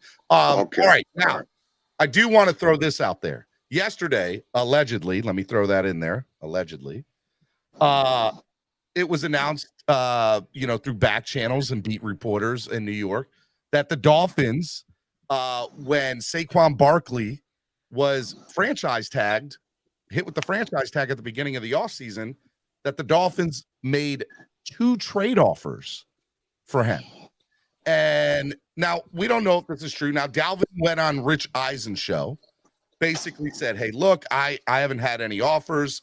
Yesterday, Barry Jackson or whoever it was, the beat reporter that I think it was Barry Jackson, came on Twitter and said, hey, look, he was offered a 2-year, $8 million deal, but he was insulted by the offer and he didn't think it was significant. So he didn't consider it to be a real offer. So that's why he said what he said. So the Dolphins have this offseason looked at other running backs. Are the Dolphins going to make a play for another running back now? What do you guys think? And I'll bring El Capitan in here. What's up, El Capitan? What up? What's going on, buddy? Living it. What's up, El Capitan? What's up, Did Alex? you just heard what I had said, right? Yeah, I heard you. I'll And let I you know go about first, Cap. this. Go ahead, Cap. So, first of all, this was back in March when that was reached out. This is the same time when the Dolphins reached out to the Vikings about trade. This is before the draft. This is when we wanted to address the running back position. We felt like there was a glaring hole in there. There's questions about whether or not Salvon Ahmed will pan out into anything viable in the NFL. The Dolphins are not very high on Myles Gaskin anymore, which is crazy because Myles Gaskin was everything on the offense not that long ago. 3 years ago, he was the offense of this football team. 3 years. That's exactly right. When we broke down the team and had no talent, like, come on, man. I get you, but still a fair point. Yeah, and bro, that Myles man Gaskin, ran in the back of people, bro. That man was not a good running back. Dave, but he still was the offense for us for a year. Dave, you need to stop it. That man was a pass catcher and have just been negative insulting. They are negative Nancy's, both. How, man? Dade and Rashad. How? Because I'm not going to sit here and make it seem like a player was good when they wasn't.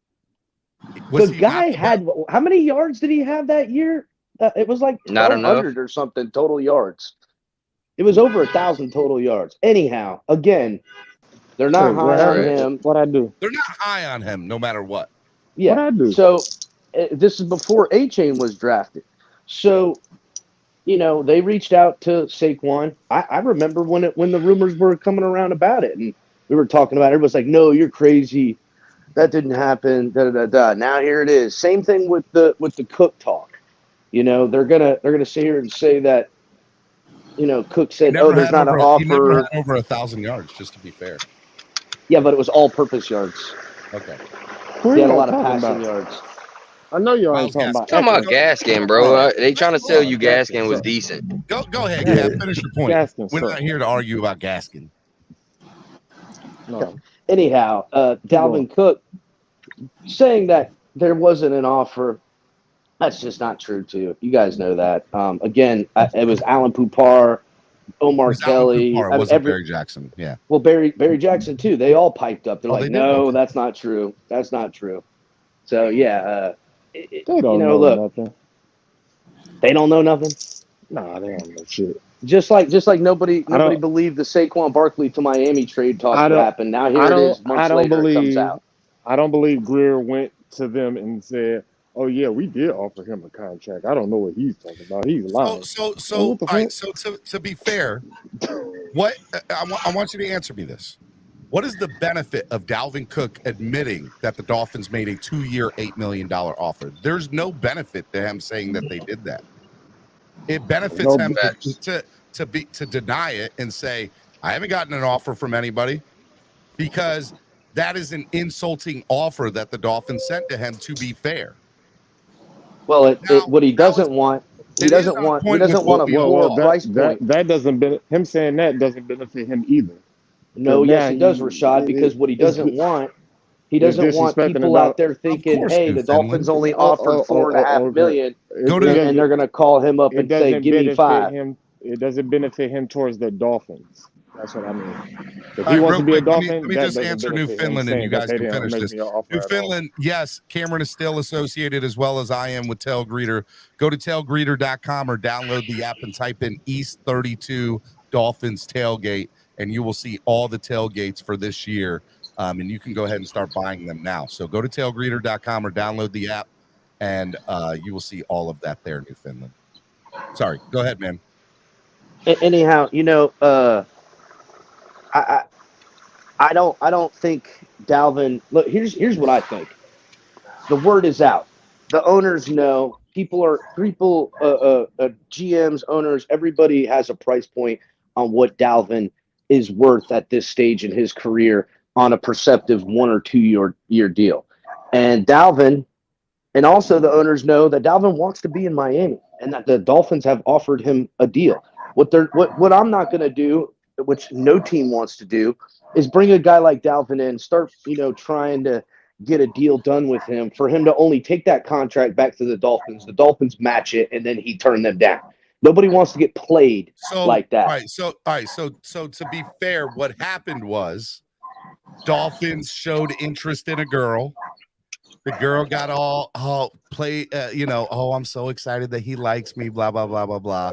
And then the Dolphins found another girl that was younger and better looking and more upside and said, we're going to go with them. And now that girl feels, she feels warned and pissed off that you went somewhere else. Bro, somebody mute until Steven's done talking, please. Because, bro, your background.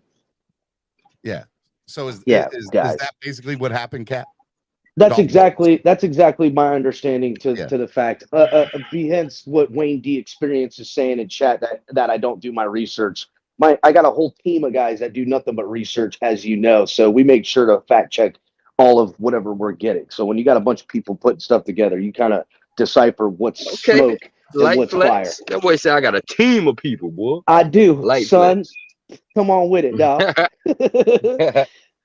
Anywho, it's like the Jets have expressed interest in there, and there's this little bit of smoke coming out of the you might go to the Jets just to spite the Dolphins. No, the Jets aren't even.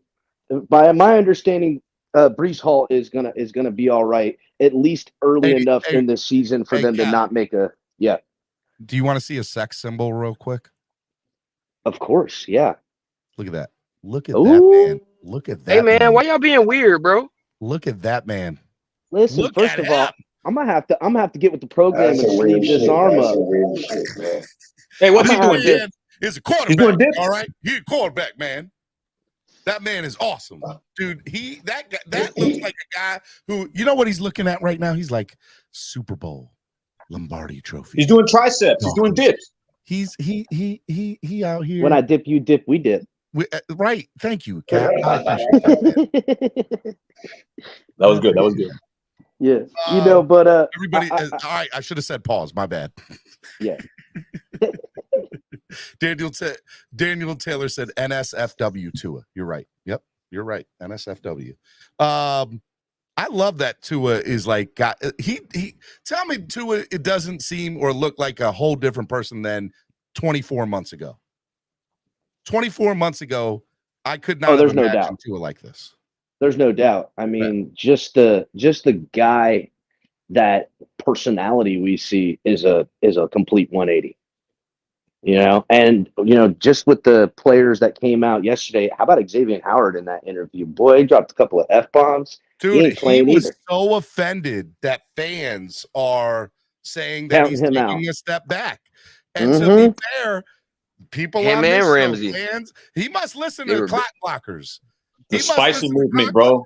He must listen to clock blockers and the Fins tailgate, because there are plenty of fans on both of our platforms, Cap, that have said that he's taking a step back. He's getting old. He's not. I can't believe the disrespect. I can't believe it, bro. Right now, Cap and I have been. Y'all disrespect that man if you want to. He gonna come out here spicy movement firing on all cylinders. You don't think that man is up like in a fun way, in a competition way, talking about, oh no, I can't let Jalen Ramsey get me on my team. Nope, he not about to do better than me. So I'm calling it right now. Six or more interceptions. I'm calling 6 or more. Oh, for who? For X? For X, 6 or more interceptions. Easy. Hot take. Easy work. Hot take. I like it though. Hot Easy take. work. I mean, look, X was definitely he was on some other stuff in that. Like he was not happy. Well, if you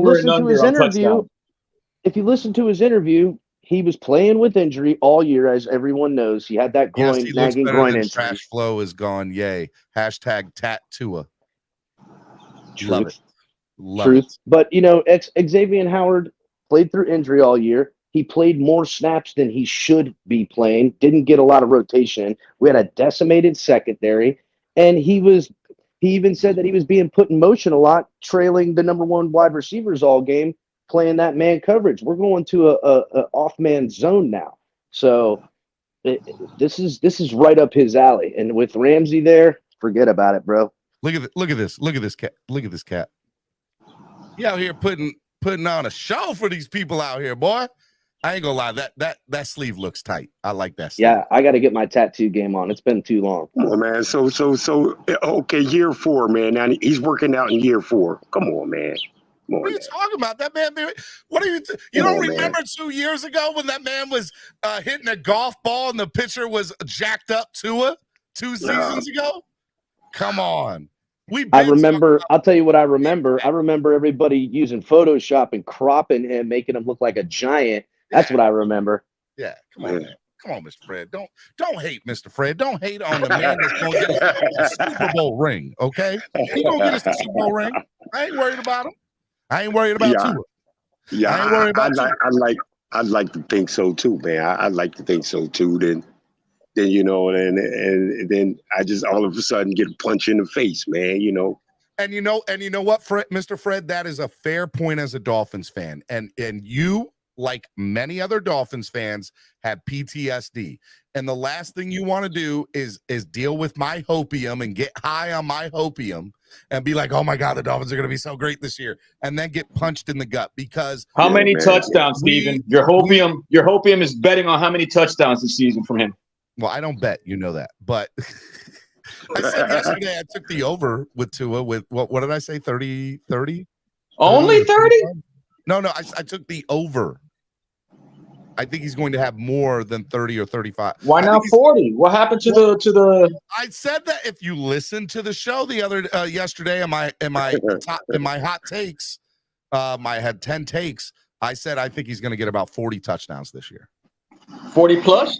He had 25 before he got hurt. Stop moving the ball. Stop moving the goalpost. No. He had 25 last season. You don't think he can do 20 more? With a full season? The question I had yesterday on Hot Take Tuesday was over under Tua 30 touchdowns.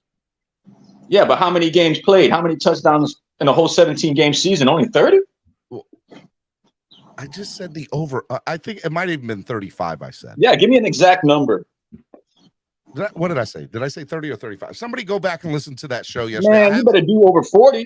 What kind of confidence is that? I have it time stamped. If you go to yesterday's show, there's a time stamp for that Tua conversation, and it has it in there. If somebody goes back and listen to it, I think I said it was either 30 or 35. But no matter what I said you said over 35. Around 40. You said over 35 by milestone. Yeah, so it was 35. It wasn't 30. 40. So, Cap, stop moving the goalpost for me. No. I think you're lowering the goalpost. The guy had 25 touchdowns last season before he got hurt. You're giving him 10 more only? Wow. Cap, why is that? See, this is the problem. Like, no, that's not a problem. It's a problem for you. Like, you want him to come out here and be the greatest quarterback on earth, and I would love it. Halfway through the season, he had 25. Logic dictates he can have more than 30 or 35. I agree with you. Yeah, but you still set a realistic number and then let him beat the number, bro. What's wrong? Nope. Well, everybody's saying I'm with 5,000 is I'm with realistic. I Cap. don't think 5,000 is 45 realistic. touchdowns. 45 touchdowns, Cap. Let's do it. Yeah, honestly, you're the only person I heard say 5,000. Here's what I want. I need somebody in the chat right now that's listening to get a pen and paper. Somebody I've been hearing 4,700, 4,800. We're going to do this. It's not 5,000. Somebody in the chat say, I got a pen and paper and I'm writing this down. Write everybody's name down, and we're gonna say how many touchdowns this Tua is gonna have. Oh yeah, it's time. It's time. This is the time. Oh yeah. We're gonna put it up. I need Let's do tutties. Let's do tutties and yards. 45. Hey, skip me. Hold on, Steven, skip me. I don't play that game, bro. Oh no, I don't play that game. Y'all can skip me when it you comes up to that. here now, See, Dave. You win it first now. of all, Yeah, Dave, DC. Oh, I get can with fix Hey, it. you can't moonwalk I can now, fix bro. that. Want receipts I kept No can on. fix that. moonwalking now, DC.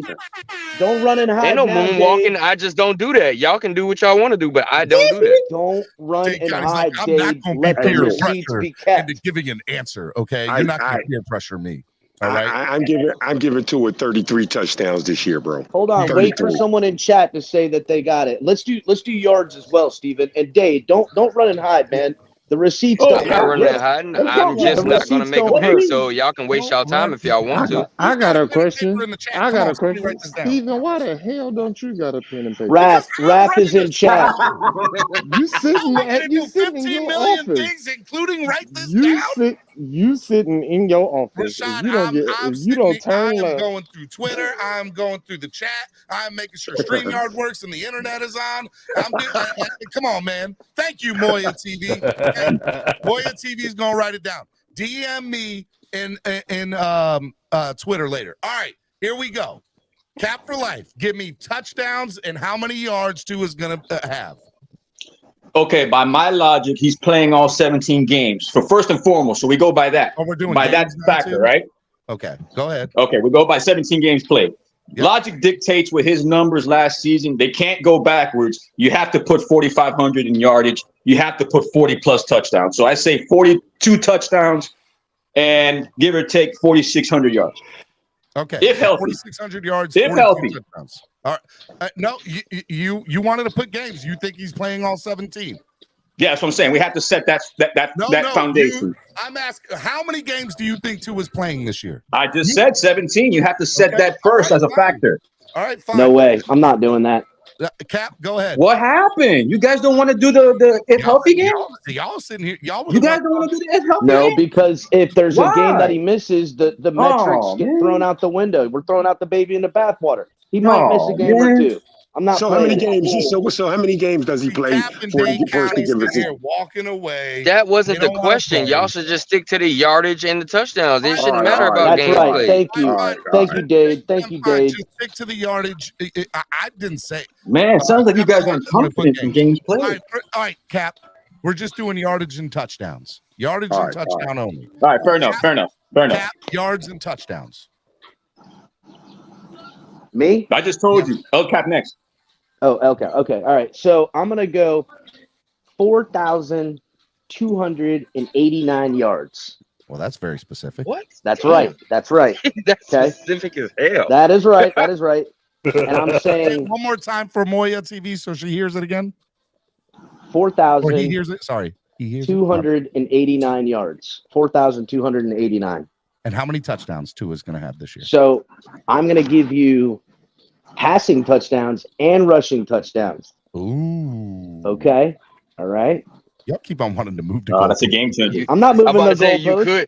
you could just add them up and just say the number. But okay, go No, ahead. I'm not. I'm not. I'm doing 39 passing touchdowns and 2 rushing touchdowns for a total of 41 touchdowns.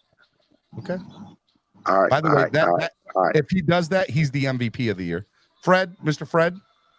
Okay, that's what I got for him. I got 3,940 yards, 33 touchdowns. Say it one more time. 4,000.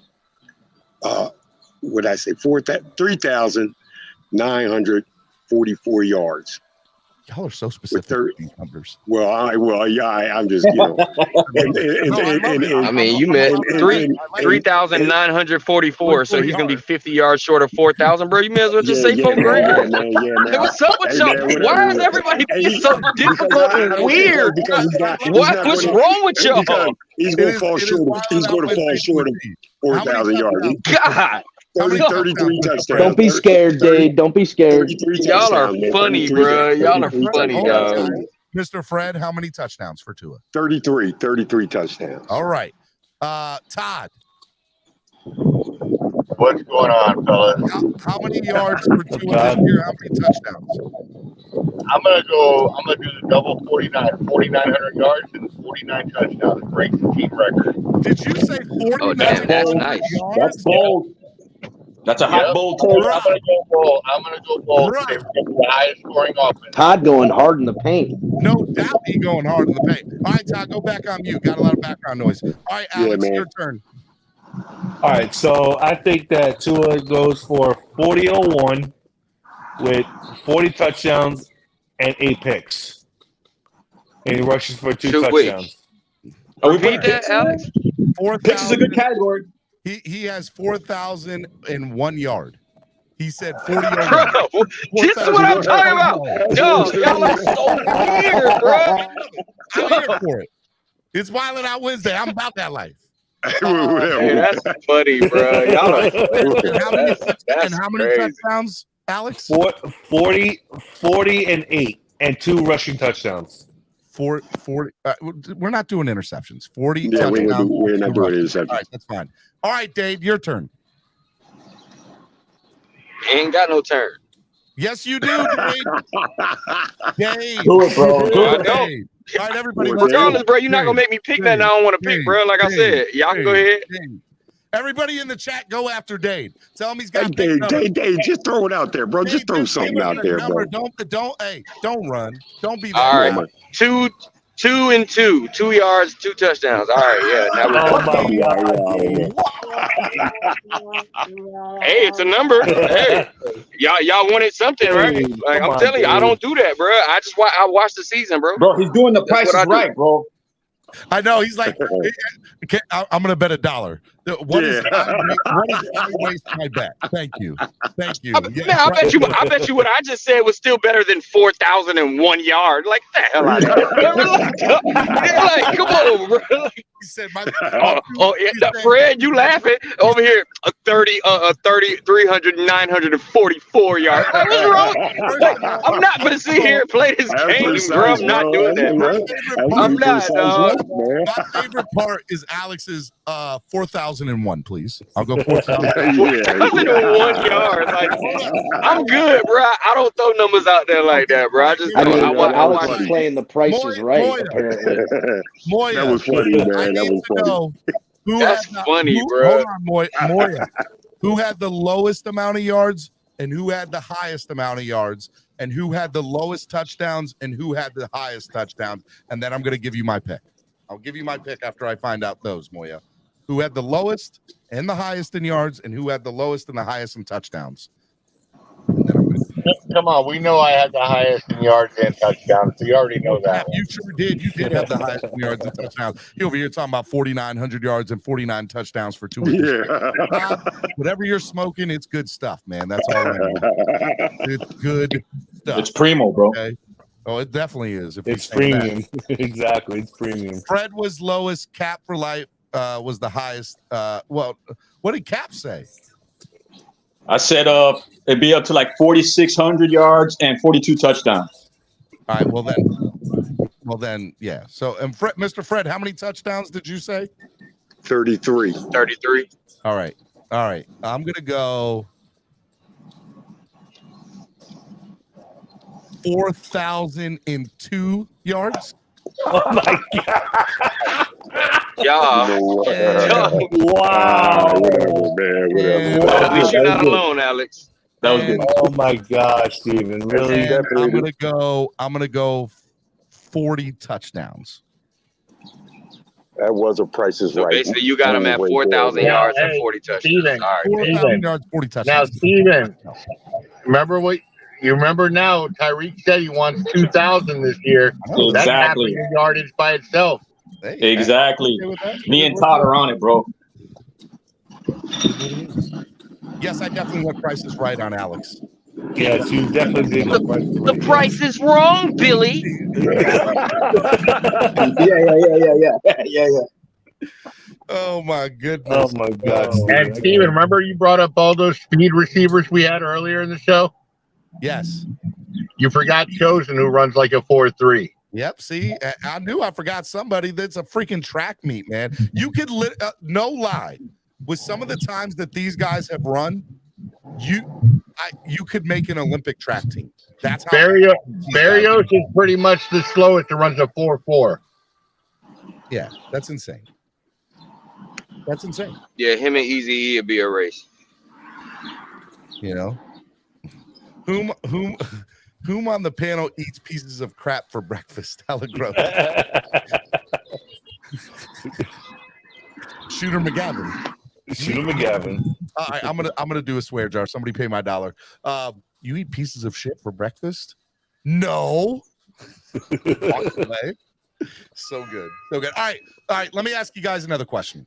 What do you we didn't dive into the top 100 list yet. What are your guys' thoughts that the rest of the NFL is seeing Tua at, in the 80s and Christian Wilkens, and they're giving the rest of the players are giving our players their flowers? What is that like? Because I think the most we've ever had in a season is 2, maybe 3 in the top 100. There's a potential we could have 6 or 7 in the top 100. I'm still thinking Waddle, Tyreek, and Jalen Phillips are easily going to make the list. Yeah, I mean, I agree. Yeah, we can have 6 I don't know, guys. I think Waddle and Tyreek are shoo-ins. I don't know about Jalen Phillips. I think they're going to disrespect him. You want to know? You want to know who I think is also going to make the top 100? And I think you're gonna. And I think you guys are actually going to kill me on this. I think Bradley Chubb actually makes the top 100. Oh, no, I'm not killing you. I don't think that you're far off on it. Remember, it's the players and what they think, right? So yeah, they might see him as a top 100 player. It's possible. I'm telling you, I think the Dolphins get 6 or 7 players total on the list. And I don't remember. Oh, Jalen Ramsey. Snap. Maybe 8. Oh, shoot, Jalen Ramsey. But well, does that really count? He'll count as a Ram, though, right? No, he'll count as a Dolphin. He'll be a Dolphin. Yeah, he's a Dolphin now, but but I don't still, think you can give that to Javon it was Holland? 2022 season, not 2023. Holland's not gonna make the list. You don't think No. Holland's gonna make the list? I think No, I Holland don't. can make it. I think he already would have been been exposed already on the list. No, I don't think he's gonna make it. But there's not many safeties better than Holland. Xavier Howard. And he didn't really have a lot of flashy plays last year either, so I don't see that happening. Not for Holland. No, I don't think. No, Howard would have made it by now if he was gonna. Yeah, Howard's make the not top going to get 100. on the list. Because I don't think. he had I think they're going to snub Jalen Phillips. Personally, I like him not making the list because he's going to come out and want to play. Make the list. Hold on real quick, guys. We all think Tyreek and Jalen are making it. They're shoo-ins, Yes. right? 100%. So, Jalen Phillips, yes or no? Yes. I mean, I would put yeah. him on, but I don't think he's going to get on. The numbers don't support it yet, so no. They don't. No. What about Chubb? He's so young. I think you got 2 more, bro, and that's it. Y'all talking about 7. About Phillips at the moment. I think Ramsey. I'll say ultimately, we'll get to the other players. Hold on, guys. I think ultimately Jalen Phillips does make the list. I think he's that good, and I think players should see that. And if I think he's going to get snubbed. Yeah, if he doesn't, it's a snub of epic proportions. All right, let's it's a failure. go. Jalen Ramsey, is he making the list? Yep. Yes. All right. Yes. All right. Is I'm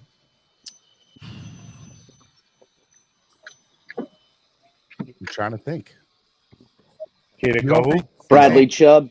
Holland, Chubb, Baker, all of them. We'll go No, Chubb. I just don't. Chubb, is Chubb making it? I don't think Chubb makes it. I think he would have already made the list.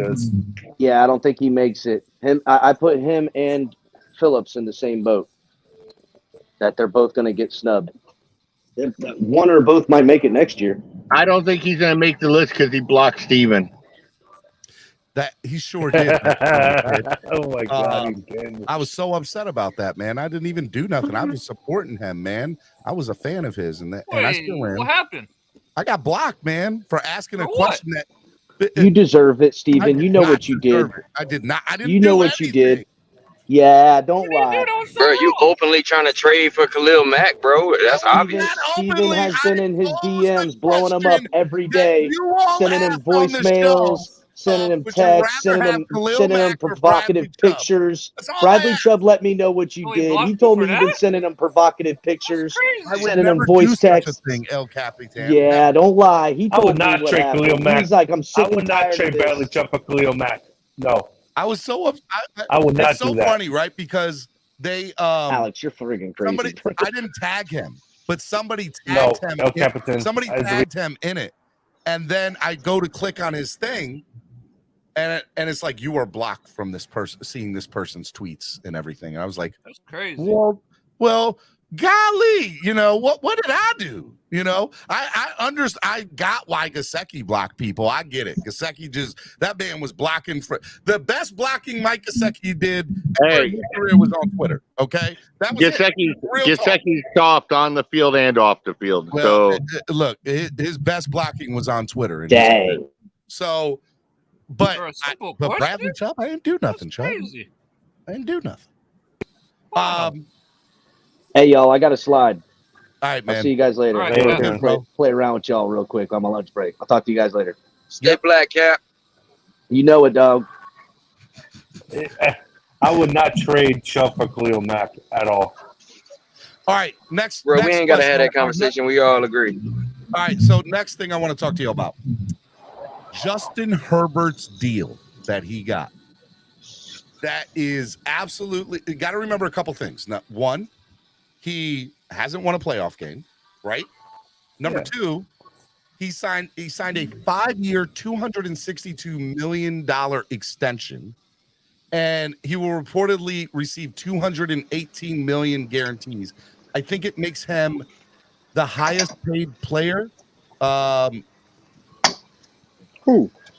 Justin Herbert makes him one of the highest paid players in the Yeah, NFL. he's lower than one of the He's highest. gonna get 100 million. He gets He's 100 lower million next than season. Lamar time out. Jackson. So I need you all to think about this for a second. A guy who has not won a playoff game, Tried to tell you. got $262 million. I would have traded it. I would have traded him for Can 4 somebody first-round explain to me, picks. A, why, and B, what does that mean for Tua when he takes us to the promised land? That's hey, listen, I'd be more scared One mic, if I was Cincinnati right now, what they're gonna have to pay Burrow. Hey, real quick, Spotrac's highest 300. paid players annual average. Justin Herbert is number one, 52.5 million. Well, guys, I have to get out of here and go back to work. I just want to give a shout out, non-football shout out to Messi for doing what he's doing. Dude, it's so fun That watching is Messi football. in Miami. He's It is so football. good, man. He's so good. Not the football. We Later, like. Todd. Have a good one, bro. Y'all have a good one. The thing is, and I've been going back and forth with Mr. Negative on Twitter about this, is the fact that Herbert got. I've always stood by what I said, that Tua is the better Alex, you need to quarterback get a all better around than phone. Herbert is. You need to get a better phone. I don't know if you work for a phone company or not, but you need to get a better phone. I'm on my AirPods. Well, that's your first You might problem. want to take them. You're on I'm a out. crapple. You're on a crapple product. That's your first problem. Okay. First problem. What do I sound like? Because I think I sound normal. You well. Sound like you an don't. alien. I mean, Like an alien. you're bro. Dade. Okay. Dade. Stay on Hold on, topic. hold on. Stay on topic. Yeah, I caught myself. Dade. Don't worry. I caught myself. All right, what about now? Hey, just stay on A little topic, bit bro. better. All right, A what little about bit better. now? Crack. What about now? Raphael says it sounds like a cracking noise. You sound better now. Good thing it was the crapple. It was the Okay, crapple so, AirPod. so let me say this, and so what I'm saying is this: I've been going back and forth with Mr. Negative, and I've always going to stand by that. Tua is the better all-around quarterback than Herbert is. Herbert just is more athletic than Tua. Okay, that's the only thing that Herbert has over him, and Herbert got paid for putting up stats. That's exactly what it was. If Herbert got paid the highest paid contract for a quarterback, what does that mean for Tua when Tua does win us a couple of playoff games? That's going to impact He'll Tua. get his payday. Yeah, he's going to get What paid. does that contract look like, though? Probably similar. He's going to get. He's No. going to get. If somebody who hadn't got a playoff win gets 262, what happens to the guy who takes us or wins us a Super Bowl? What do you think? You're going to look. You're going to possibly look at 300 Let's million. just say you're not going less than 52. So let's just be ready for exactly, 53 Dave, I a year. agree. Yeah. Wow. I mean, is he getting 300 mil? Yes, Probably. I think so. That's insane. That's insane. Unless It's not guaranteed, so it don't matter. It still wouldn't be guaranteed 300 mil. Unless Tua takes the Brady route. Can you see Tua taking the Brady route? Playing on 1 and 2 year deals. Nah, with all the No, disrespect he done gets had to a put up with, 5-year no. deal. He gets a 5-year deal, but he gets at least 200 mil. or 150 mil? I mean, you got to remember, Tom Brady was getting paid as one of the best players in the league for a long time. Everybody says he took pay cuts. I mean, there's probably some truth in that, but he was still one of the highest paid players in the league. He wasn't taking much of a pay cut. Yeah, I'm just saying. It wasn't like the Patriots were paying anybody else. Anybody who ever wanted a big contract with New England, Bill Belichick shipped them off to Cleveland or whoever the worst football team was that year. And they always had somebody in right behind them to fill in, you know, and ready to go. So that was the monster that he had created, that cycle there up in New England. Now it's not there anymore, and thank God. Very happy about it. But you know, that's kind of what I see happening with the when I saw this contract yesterday with Herbert, my jaw dropped because I couldn't believe that somebody who had not gotten a playoff win got those numbers. It was insane. It was absolutely Matter of fact, somebody that just gave up a 27-point lead in the playoffs just got paid that money. So Dave, let me ask you a question. And by the way, the link is pinned to the top of the chat. It's also in the chat. Guys, get up here. Let's talk. It's Wildin' Out Wednesday. All right. Dave, let me ask you a question. Now understanding what players' contracts are looking like, right? And how they're going up. Do you have buyer's remorse or FOMO that the Dolphins didn't extend to it and just did the one, just picked up the player option to see how it works? Or do you wish they had extended him? Because no, I mean, right now I'm good with the 5th year because if they had have extended him, if they had have done that, it probably would have been for 25 to 30 million per year, maybe 35 million per year, which is a hell of a lot less than 52 or maybe even 60 that people could be seeing here soon. Well, Tua ain't going to 60, but regardless, like you're gonna have to pay the quarterback. If Tua wins a Super Bowl this year, mark my words, he will be the highest paid athlete ever in the NFL. Probably, but at the same time, it probably still wouldn't go up to 60. It would just barely beat out whoever's the highest, but they're not gonna. He still got to factor in the injuries, and I'm not worried about them not extending them already because if Tua gets hurt this season, then you were smart not to give him that contract. I get that. I understand that, and there's truth in there. But see, man, we want that man to work out, but at the same time, he got to stay healthy. I'm gonna tell you right now, 52 million for Herbert is outrageous, and I think it sets a bad precedent for the rest of the quarterbacks in this league. Yeah, that's the bar now, and that's definitely you're not paying to a less than Herbert. So, Dave, here's the thing: any quarterback's going to go into a contract negotiation, and they're going to be like, "Well, I went to a Super Bowl, or I won a Super Bowl, or I've won multiple playoff games, or I've taken you to the playoffs 3 years in a row, whatever it might be," right? And they're going to be like, and they're going to, and the player's representation, their agent, and the player's going to point to the team and say, "This guy hasn't won a playoff game and got 52 million. I deserve way more than this guy." I think the Chargers just screwed the rest of the NFL. That's exactly what the Chargers did.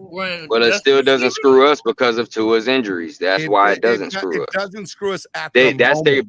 But if that's going to be their biggest leverage against Tua is the injuries, bro. You ain't been healthy nothing but what? Not even one season. We're going to be expecting this season to be one. All right. Let's play this out. Let's say Dolphins make the AFC Championship game, right? Right. They go to the AFC Championship game. Tua at most miss one game this year, at most, right? And let's say it's week 17 because they already clinched, all right? And he goes in, he was healthy the full year, and he played the whole year, right? Start to finish. And we go to the AFC Championship game and we lose. And so now we got this 51. player option for next year, right? 51. What A can Tua ask for, and what B should the Dolphins pay? 51 a year. To me, I would put them right up under Herbert. Pretty much the same shit. 150. 51 a year. That's insane. We were talking about paying him 35 or 40 million tops 8 months ago, 12 months ago. Unfortunately, that's what happens when you wait, bro. $20 million. Well, no, we got no choice. Unfortunately, that's the market, bro. You can't fight the market.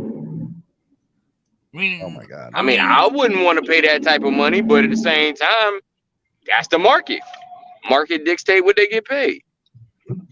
Well, I'm gonna tell you, if quarterbacks that don't win playoff games are making $52 million a year, I need to see the salary cap go up significantly over the next 2 years in the NFL, and it will. I believe it will, but it definitely needs to. Well, they just change that rule and make the quarterbacks don't count against the cap. You know, somebody said that. So the NFL also yesterday came out with a statement, an official statement to owners, saying that they are not allowed to give players and or employees what is it? What is the word? They're not allowed to give them a piece of the team. All right. What? Yeah, that's that. Because the NBA, because you're seeing that against others in other sports. The NFL will never allow that. So all right, let's all right. Why let's not? Go, well, Kings 1999. Here we go. Let's talk about this for a second. Messi came over to MLS. Actually, we'll go to David Beckham. David Beckham came over to the MLS, and his deal was, hey, look, we can't pay you what we can, but here's what we'll promise you.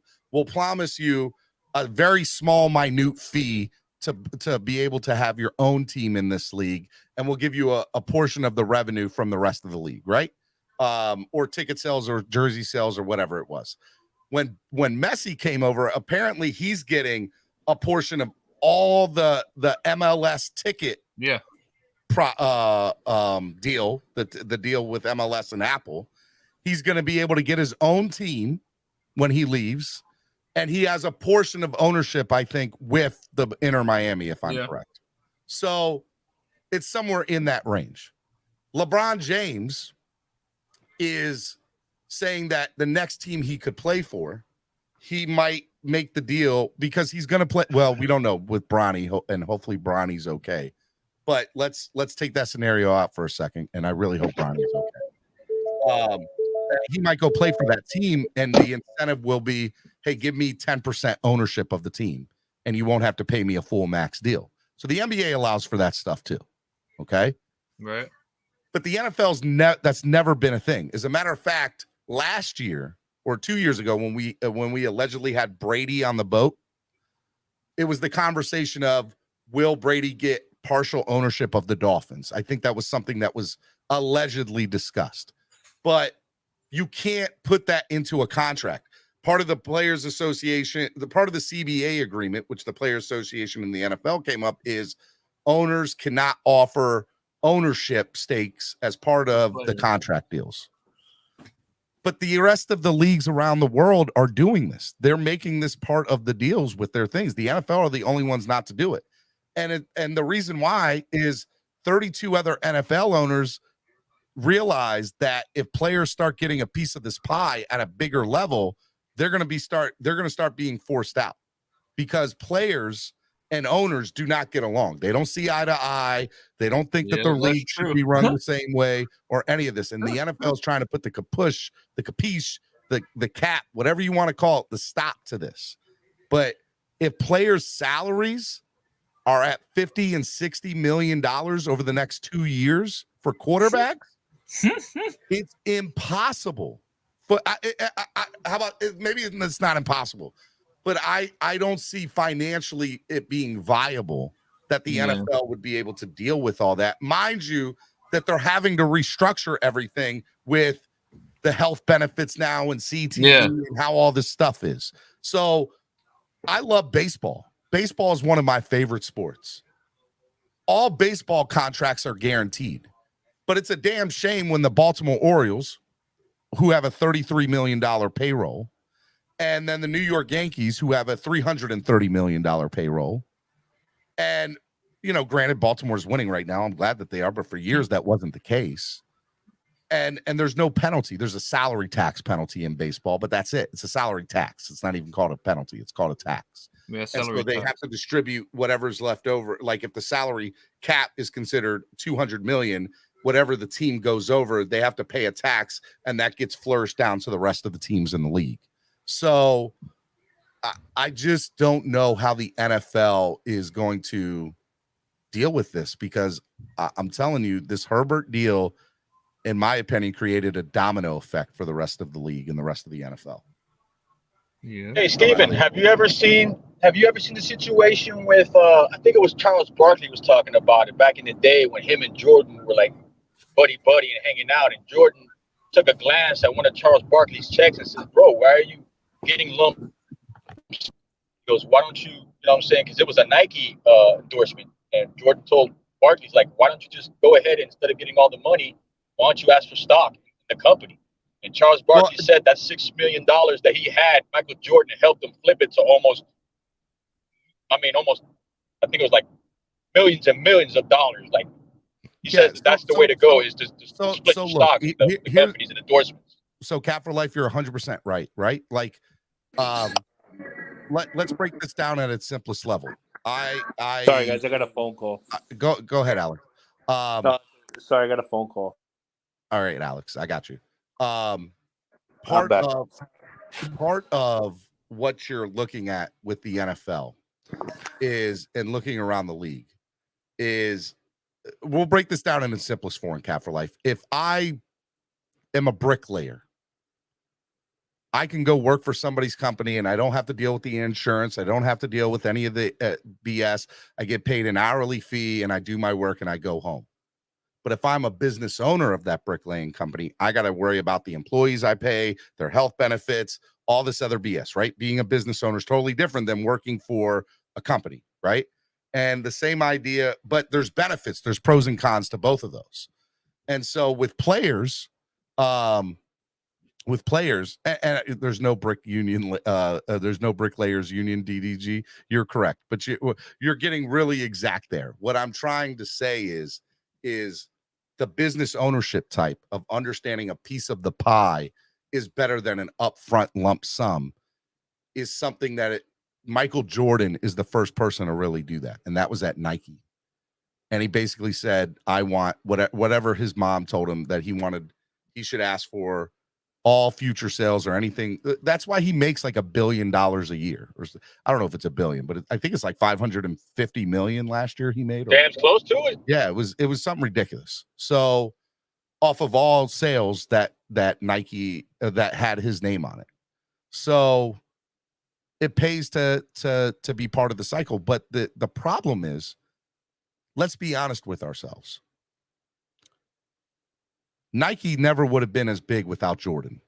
Nike knows that, right? Oh, agreed. Yeah, 100%.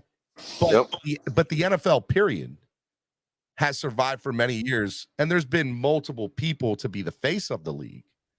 But what happens if Patrick Mahomes goes to the Chiefs and says, "Hey, look, I want 25% of the Kansas City Chiefs, but you only have to pay me $20 million a year." It's going to create like all of a sudden now he's the Kansas City Chiefs are able to get all these players on their team because they're not having to pay max money to this person. There's pros and cons to both of it. But now the Kansas City Chiefs are able to afford players that they might not have been able to afford with paying Patrick Mahomes $50 or $60 million per year. This is the home of cat blockers. Why do y'all be capping to yourselves? Why do y'all sit here and lie? Ooh. I cannot believe the stuff I was just hearing. You're lucky I was driving and I couldn't. I almost pulled over. Hey, Lewis, I just joined the party. All right. Well, what did you hear? What did you hear that was so blasphemous? Justin Herbert's $275 million. What can Tua get paid if Tua? First of all, let me be the first one out here in this damn community. Let me put a face on it. Tua will not see $275 million, and I don't care if he wins the damn Super Bowl. He ain't seeing that. All right. What we fail to realize, Lewis, when we keep coming out here, wins the Super Bowl, he's getting the bag. I bet you he's not, and this is why. He is. Again, we always say, "Oh, well, this guy just broke the market, and that's what the market is dictating." Well, didn't Deshaun Watson break the market with a fully guaranteed contract? No other quarterbacks got that. Hold on, real quick. Kyler Murray hasn't won nothing. Kyler Murray has one of the richest contracts. You know who just took a team to a playoff his rookie season? Jalen Hurts. You know what he did? He followed up at the playoff season. He went to the Super Bowl. Did Jalen Hurts get what Kyler Murray got? Did Jalen Hurts that took a team to the playoffs and to the Super Bowl, did he get with those? Bro, it's what the franchise thinks of you. So stop It's the coming out here franchise making base. it seem. Stop coming out here making it seem like Tua's going to get $300 million when we all know that's not the case. Stop the cap. Got the fifth-year option. The fifth-year option is the cheapest route. All right, so let me ask you, Lewis. Number one, aren't you at least floored that Justin Herbert got $52 million a year? It don't bother me one bit. I mean, come on. Actually, I'm not surprised when I think about it because they only paid him for what he did in the past. Playoff game and is the highest paid player in the NFL right now. But if you're looking at trends, he went to the playoffs, even though he lost it. That was a collapse. Yeah, I agree. But that's not the end of his career. That one game don't write his whole story. You guys are making it seem like that one collapse in the playoffs that's his whole entire career. The man has played in the league for 3 years. He has not won a playoff game. Correct? We all agree with that, right? But he was in the there's a lot playoffs. of teams that haven't won a playoff game. More than Patrick Mahomes and Jalen Hurts. That's because Patrick Mahomes got his money early. That's the question you should be asking yourselves. Why are these quarterbacks getting money? and Patrick our quarterback Mahomes got his money 2 years ago. So this is the problem. I don't even count that as being paid more than Patrick because Patrick ain't got no new deal. Crypto, here's the problem. The problem is just saying. Did I call me Crypto? I did call you Crypto, and I didn't mean to. Man, Steven, that's bad. That's almost unforgivable. Hey, well, I'll forgive you for that. Hey, crap, though. Let the man finish. Crap, though. I did not mean to do that, but wow. All right. The problem is a bubble, and that bubble will eventually burst. And what is Patty Mahomes at? Like 40-something million, let's say 45. The NFL should have that should be the Chargers never should have allowed Herbert to make more than Patrick Mahomes. He doesn't deserve more than Patrick Mahomes per year. So now all we're doing is making that number go up. So here's the deal. Here's what I think, and this could be a conspiracy, but it is a theory. The NFL owners want the salaries to go up because it makes their teams go up. Now that $5 billion team 3 years, 4 years from now is a $10 billion team.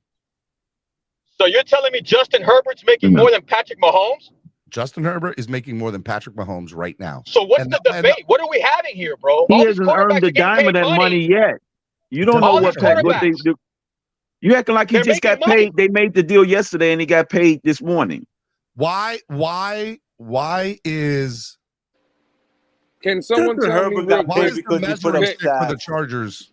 What made the Chargers say, you know what, Justin Herbert, you're right. You should get paid more than Patrick Mahomes? Because they paying him as a franchise quarterback. Steven, what did you say, Patrick? Oh my God. I did not know that. What did you say Justin Herbert's guaranteed contract was? Like 200. What did they guarantee? 210? I think it was 210 million, you said. So that's 40 per year if it's guaranteed, 40 per year guaranteed. Yeah, that's lower than everybody. That's where everybody. All right, so it's 262 million, 218 million in guarantees. Okay, so he's making 218 million. He's not making 200. God. All right, so you know what? Here's the problem with y'all saying. So he's getting less than Daniel Jones. Are you mad about that? Exactly. What did Daniel Jones get guaranteed? That's how you break it down. That's right. Because Steven, that's how you break it down. Is No. It's not the whole contract. Here's the problem with that as an argument. The goal is that quarterback plays for 5 years. So if he plays that full 5 years, which you hope that he does, he's going to get the 262. Okay, but now the way he doesn't get the 262 is if he doesn't play. Okay, but you know what? Again, Steven, that's why it's okay to say you only do right now the guaranteed because we already know for a fact that's what he's making. So by the way, we know that even if he don't play, exactly. I hear you on that, and I agree with you. I think players' contracts in the NFL should be set up like that. But to be fair, if he plays this full 5 years with this current contract lined up against Patty Mahomes, it is night and day. Justin Herbert is making more. And the only benefit that I can see coming from the owners is that when these players' salaries go up, the value of the franchise also goes up. What That's is the only benefit I see for the owners. What is Patty Mahomes' guaranteed contract? What is it? Give me a sec. I'll look. Need a fact check. I'm going to Spotrac. Give me a second. What is You his talk while I'm guarantee? looking up Spotrac. We already came to the conclusion that Herbert is $218 million. What is Patty Mahomes guaranteed? Because that's what I'm tired of. He's making $265. No, he's making $218. No, that's what we know for sure. That argument. Why don't But that is a that's what he's horrible argument? I don't No, like that's that a argument. guarantee. That's Because a guarantee. that doesn't mean that's guarantee is all. only in place as if he plays, if he gets hurt, he's still going to get paid. Hey, you know what? We're playing these if games. I'm going to go in there now and buy the lottery ticket. So if I win, I get the money. But it's guaranteed that I haven't won shit right now. That's what y'all are missing. What is wrong with y'all? How it's broken down is All right, the so guaranteed money average salary per year for God. Patrick Mahomes is 45 million. Now, to be fair, right? Justin Herbert got a 5-year deal at $262 million. Patrick Mahomes got a 10-year deal at $450 million. But Justin Herbert's salary comes to 52, and the Kansas City Chiefs come to 45 per year. I don't understand how a team in contract negotiations hear from a player like Justin Herbert justifies him making more than $7 million more than a guy who. Steven, that's apples and oranges because that's a 10-year deal. It's more of a risk to take it to 10 years. They are, but you know what? That risk has already given them 2 Super Bowls and 3 Super Bowl appearances. And didn't Patrick Mahomes already restructure that new deal twice already? This is Spotrac. This is what's on Spotrac right now. Exactly, but I don't need Spotrac to tell me because he's already restructured that. Yeah, deal. he did. Luke. We know that. So again, what he's making is, of course, you can always manipulate the numbers. We can always, this guy's making this, and bro, it's cap. Y'all are lying to yourselves. He's already restructured twice. Stop.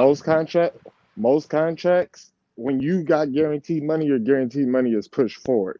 The more money you make is that. Wait. Go ahead. I'm sorry. God damn it. Damn. Most contracts are at the beginning. I mean, most of the money is at the beginning, middle of the contract. That's why towards the end, you see them getting new contracts. So you saying 218 is all. By the time the rest of that money comes, he's going to be getting a new contract with more guaranteed money. All right. Okay. That's all that is. You tell me my argument. You tell me my argument's stupid. And you tell me my argument's stupid, but that's what you come with. No, the fact of the matter is, he's making $218 all I want from you, Lewis, all I want from you is for you to make me understand why the bubble is going up. Because with the exception of my theory, there's no other positive that comes from it. It's not good for the fans. It's not. There's that do, Miami. Just like Dave said, it's based on injury and probability, and most likely you're going to be not playing or participating. Exactly. It doesn't matter. It's the probability of games played. They pay you by the games played. All right. So 2 things. Number one, let me just throw this out there. I don't want to get into the argument that players are played too much anyway. That's not what I'm here to talk about, right? What I'm here to talk about is practicality at this point. I understand that 25 years ago, 30 years ago, players were lucky if they got $1 million. As a matter of fact, I want to say Reggie Jackson was the first player in sports to get $1 million contract, if I'm correct. We're talking about in the 70s? Or are we talking about 70s? Yep. Come on, bro. Stop. Like, we all know what. That's 50 years ago, right? Exactly. Okay. I got you. I understand. So 50 years later, we got players that are making 44 times that, 45 times that. So I look at that and I say to myself, and I'm sure that over the last 5 years, that number's jumped significantly from where quarterbacks' contracts were at 5 years ago. What is it going to look like 5 years from now? Are we going to see $70 million a year guys, $80 million a year guys in the NFL? Yes, It's again, possible Steven, based on the market going up. what Yeah, we're doing is moving. the market goes down, then it go Moving down. the argument though, but that's not the argument. What was said up here, the reason I came up is because the question was posed. Well, Herbert got 262 million. Well, that means Tua must be 285 or 290 or 300. That's not the case. If Miami doesn't believe that Tua is a $300 man or $300 million man, just because Herbert's contract says he got 262, doesn't make Herbert Tua. doesn't deserve the contract that he got, Lewis. You know, Well, you tell that to the Chargers. Wrong. It's exactly. No, hold on, Todd. Hold on. Because this is it's bull crap what they're saying. Justin Herbert got 262 because the Chargers think he's worth 262 million. Well, they're wrong. Okay, that's fine. That's Okay, your that's opinion, fine. but that doesn't You mean can be wrong. All right, so time out. I'm not just saying that because he's not better than Patrick Mahomes. He's not better than Jalen Hurts. What? He's not better than Lamar Jackson. He's not better than he's probably. What does that mean? He might be a little bit better than a couple of these other guys, but he's not better than a multitude of these players. I still don't understand what does that mean. I don't understand why he's got $52 million per year average salary. Because that's the current market rate right now. But the market is imploding. No, it's not. Yeah, It's expanding. It's expanding. That's what I meant to say. I'm sorry. Use the wrong words. Listen. In all reality, Justin Herbert only got paid because he padded the freaking stat book. That's all now it you're is. going to come with this talking This is point. ridiculous, right? Now you're coming with this talking point. He's a There we go. stuffer. Now I know You guys exactly. I didn't have to watch the Big O show this morning. I know exactly what went on this morning on the Big O Yeah, I show. missed it too, bro. Man, I got Get it. out of here with that all I stat gotta stuff say for is nonsense. 27-point lead. You guys need to ask Oh yeah, yourselves, why are as all if these quarterbacks? as if players only get paid for one bad game. Stop it. Lewis, here's my other problem with you too. You come up here to argue with me with that, which is fine. I want you to do that. I love when you argue with me because you're wrong most of the times, but that's neither here nor there. Hater. That's cat. Okay. But you just said yourself that Tua's not going to get the deal. By your logic, he will. Because our franchise is not chasing keeping up with the Joneses.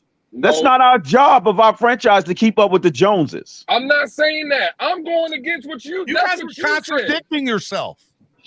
Bro, Steven, you guys should be asking yourselves, why are all these quarterbacks getting deals and ours is still on a fifth-year Actually, option? the Chargers did us a favor because now Greer got leverage. The injury Stop. history. No, That's stop. What I came up here before, Stephen and Dade County were saying, and more Stephen than Dade. Stephen said, well, if Justin Herbert got 262, that what will Tua make? And what I'm saying is, it doesn't matter what Justin Herbert make because the Chargers figured Justin Herbert, in their opinion, is worth 262 million. Can I step in? Can I step in for a second? Hey, Lou's driving a Brinks truck, bro. Tua is not getting Brinks truck. that contract because Justin Herbert got it. Lewis, hold on. Hold on, Steven. I don't have a lot of time. I don't have a lot of time, guys. I just took a minute because we're talking about this Justin Herbert contract situation. We're all praying for you, bro. And I don't think we really looked into it. So I did some. So bring up the guaranteed money. Break it down, VJ. Break it down. Don't bring up the guaranteed money stuff. For fuck's sakes. Yeah, they don't like to hear that. They don't like to hear the truth. Let me go ahead and go over it because this contract for Herbert, the way they set it up, and I'm looking at it, it doesn't really impact them until he is 31 in 2028, where it really balloons into $71 million of a cap hit. Like Watson's. In 2020, and that's in 2028. That is 5 years from now. The contract the contract actually saved them $10 million next year because they have cap issues next year. So it doesn't impact his contract this year or next year. Signing, but no, next year they actually save $10 million. So you're saying he's helping them out, which means they can sign more people in the near future. You're saying that they Chris Greered and Brandon Shored the contract and manipulated the salary cap. Exactly. So let's talk. Like Let me go over. Hold on. So let me go over the cap hit as it's projected each year, right? As the way it's situated right now. Hey, by the way, so this year, Pete said with his $5 donation, Chargers paid Herbert because they don't have Skylar Thompson. Okay, yeah. Wow. And you shouldn't do math. But again, so in 2023, he's at $8.46 million cap hit. Okay. 2024, $19.35 million cap hit. Okay. 2025, $37.35. All right, let me pause you for a second. What was his signing bonus yesterday? His signing bonus is about $16.12 million on top of his rookie contract, and they spread it across 5 years. All right, so his signing bonus really projected, and when he signed, it got spread out into 2027. So it's a 3.20 cap hit. He gets it all up front, but you can spread it out. So yeah, but spread out. So it's a 3.22 cap hit. All right, so for the first 3 years plus the signing bonus, what is he going to be paid total for the next 3 years? Just think of the cap hit, because we don't matter about what he's getting paid. So the cap hit is literally 8.46, 19.35, 37.35. And that's including this year to 2025. That's his cap hit. Then in 2026, it jumps to 46. 2027, $58 million cap hit. Right.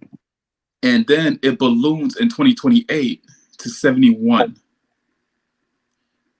That's actually a good structure, because it's making him, it's incentivizing him to earn his money later on the further he gets into his contract. I'll say this. If they ever even get to that, what will happen is they'll restructure and they won't have to pay him $71 million a year. So now, the way they set up his contract was favorable actually, to the team.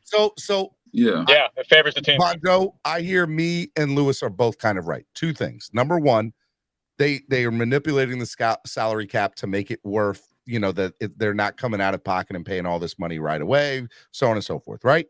And so that they backloaded it so that if he proves out to be great, if not, they don't have to pay him that money.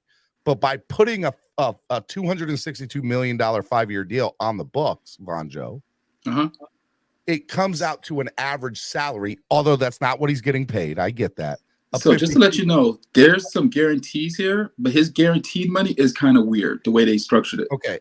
I'm telling you, teams are doing all this weird stuff to manipulate salary cap now. But because when you look at his guaranteed money, it has 2 options in there where it allows them to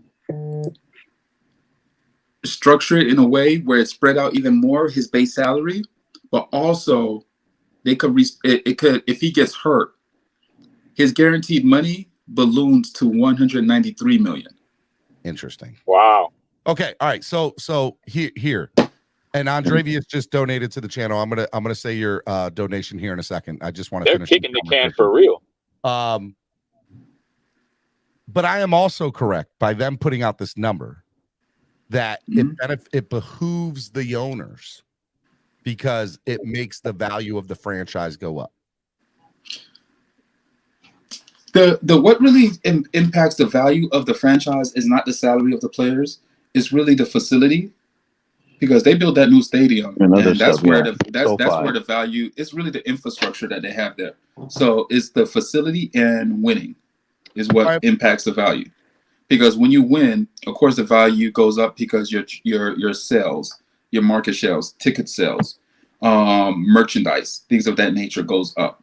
Well, winning also gets there too, right? Like it's not really the salary of the players. What did Robert Kraft buy the Patriots for? Something stupid, ridiculous. Merchandise goes a lot into it like as well. 100 million or something like that, and now it's worth like 5.6 or 4.6 billion. Yeah, because the thing is, we know that, for example, we know Dallas is known for giving players big contracts, but that's not what really is really their marketing ploy that brought the value of the team to where it is now and winning Super Bowls. So that's what really does it.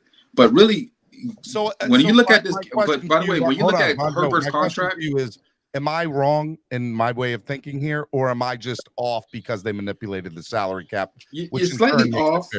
Okay, you're slightly off with the way, because they manipulated the salary cap. Because when you look at his guarantees, his total guarantees could lead up to about $218 million. which for a guy who's not won a playoff game is insane in general. It's pretty much having faith in the future. So now let me ask you, do you agree with Lewis that if Tua wins us a Super Bowl that he's not going to get a $300 million contract? $300 million? No, nowhere near. So Justin Herbert, who just got 262, who hasn't won a playoff game, if Tua wins us a Super Bowl this year, you don't believe he'll get a $300 million contract for 6 years or 5 years? How many games have Justin Herbert missed due to injury? None. Top 2 and Vaughn.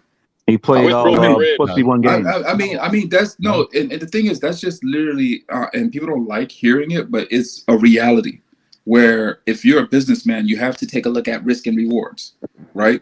Mm-hmm. One of the things is that you see Justin Herbert, you see that he has the arm talent, he has the size, and yeah, he hasn't put it all together yet, but you're rolling with, okay, another year, some sustainability, some stability with that organization. Okay, this could be in the next year or two, he could put it together, right? Because again, they were riddled with injuries last year. They beat us with a backup secondary. They beat us without Bosa, and they beat us with Herbert having broken ribs. So moving forward, when you take a look at Tua, right? Yep. If you are owner, you're making risk and reward type of decisions here. Okay, yeah, we always say that Tua is low risk, high reward, right? Mm-hmm. Where we said that from when we drafted him, right? Where, okay, if he pans out, it could be great. But if he doesn't, he doesn't. Right. So that's where we're at right now, where we give him the 5th-year option, hoping he'll pan out in the next 2 years. Real quick, Which was smart by the Dolphins. Andrevius with the Very $5 smart. donation says apparently I wasn't on board with it, but it was smart. He said apparently Netflix approached Tua about being on the quarterback show, but he declined because he didn't want y'all in his personal life with y'all weird asses. There you go, Dan Jervis. That was smart too. Well, he's very he's always been recluse to begin with. So that is fair, but I will also say this: the NFL. Did you hear what the Jets are doing? The Jets are saying that. Speaking of Netflix, I made some money off Netflix today.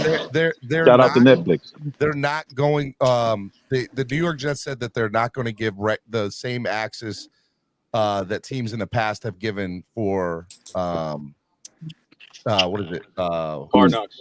Hard Knocks. Yeah. They're not happy about it, and it's not. No, here's the thing is, Steven, they have 2 shows going on over there. I think they have Live Jets or Live on Jets or whatever that weird ass show called, and they also have they conflict. They have they have their local show that follows the Jets that's gonna be following them and have a film crew out there, and now you have Hard Knocks as well film crew. So you really have 2 film crews following the Jets around, which. You just got a new quarterback. You got new pieces coming in. You're trying to put things together. That's going to be chaos out there. You have 2 film crews last year? Yes, I believe so. They're going back-to-back years. I think so. Don't quote me on that. I just, you know what? I could take a look real quick. Ooh. The Lions right here in front of me. Was it the Lions? No, it was the Lions. It was Detroit. Okay. And Campbell. You're right. But I want to say the Jets were. Give me the last 5 people on Hard Knocks, regular season and the regular. Arizona, Dallas. All right, hold on. So Dallas and Arizona were regular. Or no, Dallas was. Give me. It was so you have the Jets, you have the Cardinals in 2022. When was the Detroit? You had Dallas in 2021. Okay. 2020 it was the. Los Angeles, so it was 2 teams, the Chargers and the Rams. That was COVID. Yeah, and 2019 it was the Raiders. When were the Jets last on it? The Jets wasn't on it for a while. Jeez, I'm going back. Rex Ryan Jets. Yeah, it's been a minute since they've been on here. Shoot, we were on. So it was back in 2010, and they finished 11-5. That was with Rex Ryan. The Dolphins were on it last time in 2012, so we had it a year after. And we and the NFL's been struggling to get teams to commit to Hard Knocks, and I think it's interesting. That's all. Well, the record for Hard Knocks has not been great. I think the Jets were the only team in the last 10 years, I think, to make the playoffs off of no, Dallas. Dallas made the playoffs that year. Okay. Dallas was 12-5. They finished first in the NFC. That was in 2021. Mm-hmm. But the Colts, who also had Colts also had Hard Knocks that year in 2021 in the South, and they finished 9-8. And Detroit in 2022 finished 9-8. A real quick Cardinals had 4-13. I want to give you all a couple of tweets. Joe Shad tweeting. I'm about to jump off, Steven. I got to get back to work. Love you, brother. Be good. Joe Shad tweeting, Miami Dolphins training camp day 1 notes. Jalen Waddle caught long ball from Tua, defended by Javon Holland. Ball was tipped into the air and corralled. Zach Seiler disruptive in the defensive front. Savon Ahmed flashed. Too many drops. Tyreek Hill punted the ball after 1. Travis Wingfield said day 1 is a wrap. Highlight of the day was a 40-plus yard completion from Tua to Waddle. Tua let it fly early, but Javon stayed close enough to make a play. But Waddle out-jumped him, tipped the ball himself, and pulled it down. Javon dapped him up after the play. It sounds like it was an day. So it wasn't good today. Barry Jackson said 2 news notes after being unhappy about his contract and skipping off season. Dolphin center Connor Williams says he's focused on football and has peace of mind. And Tyreek Hill asked if he's worried about the NFL suspending him from the Marine incident. He said no, he's already been in contact with the NFL. He says it's been resolved, and I just can't do boneheaded stuff like that. Quote, end quote.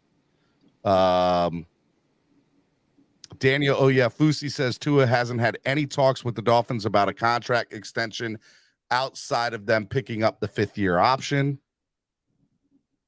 And let's see here. Florida, I got music in the back. I can't have music, guys.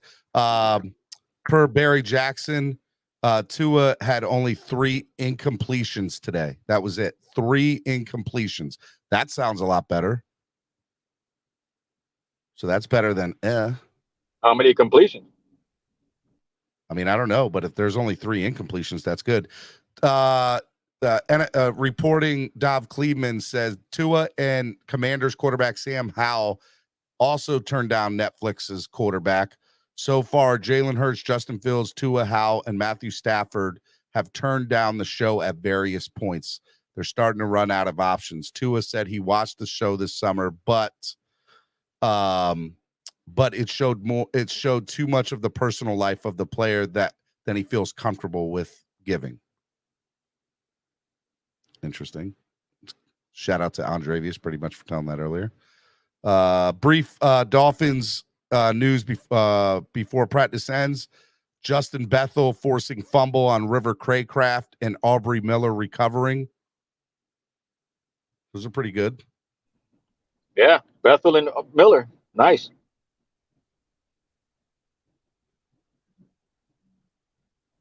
I mean, those are just some of the notes. I was just going through Twitter on some of the notes of what was said today from practice.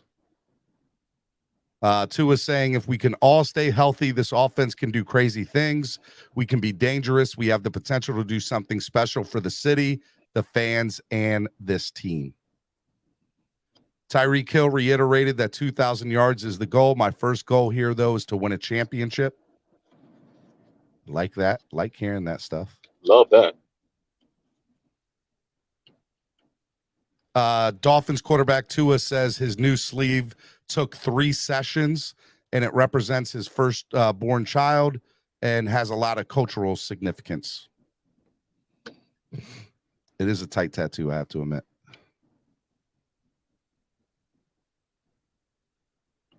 Cam Smith has had an excellent day today. Drove on 2 balls in 7-on-7, getting 1 PBU.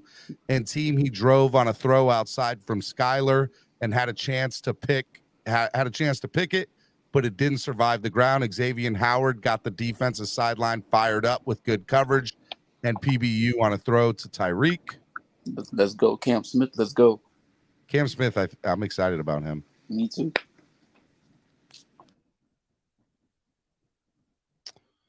I like it. I'm great. I'm feeling great. Obviously, I'm still fast.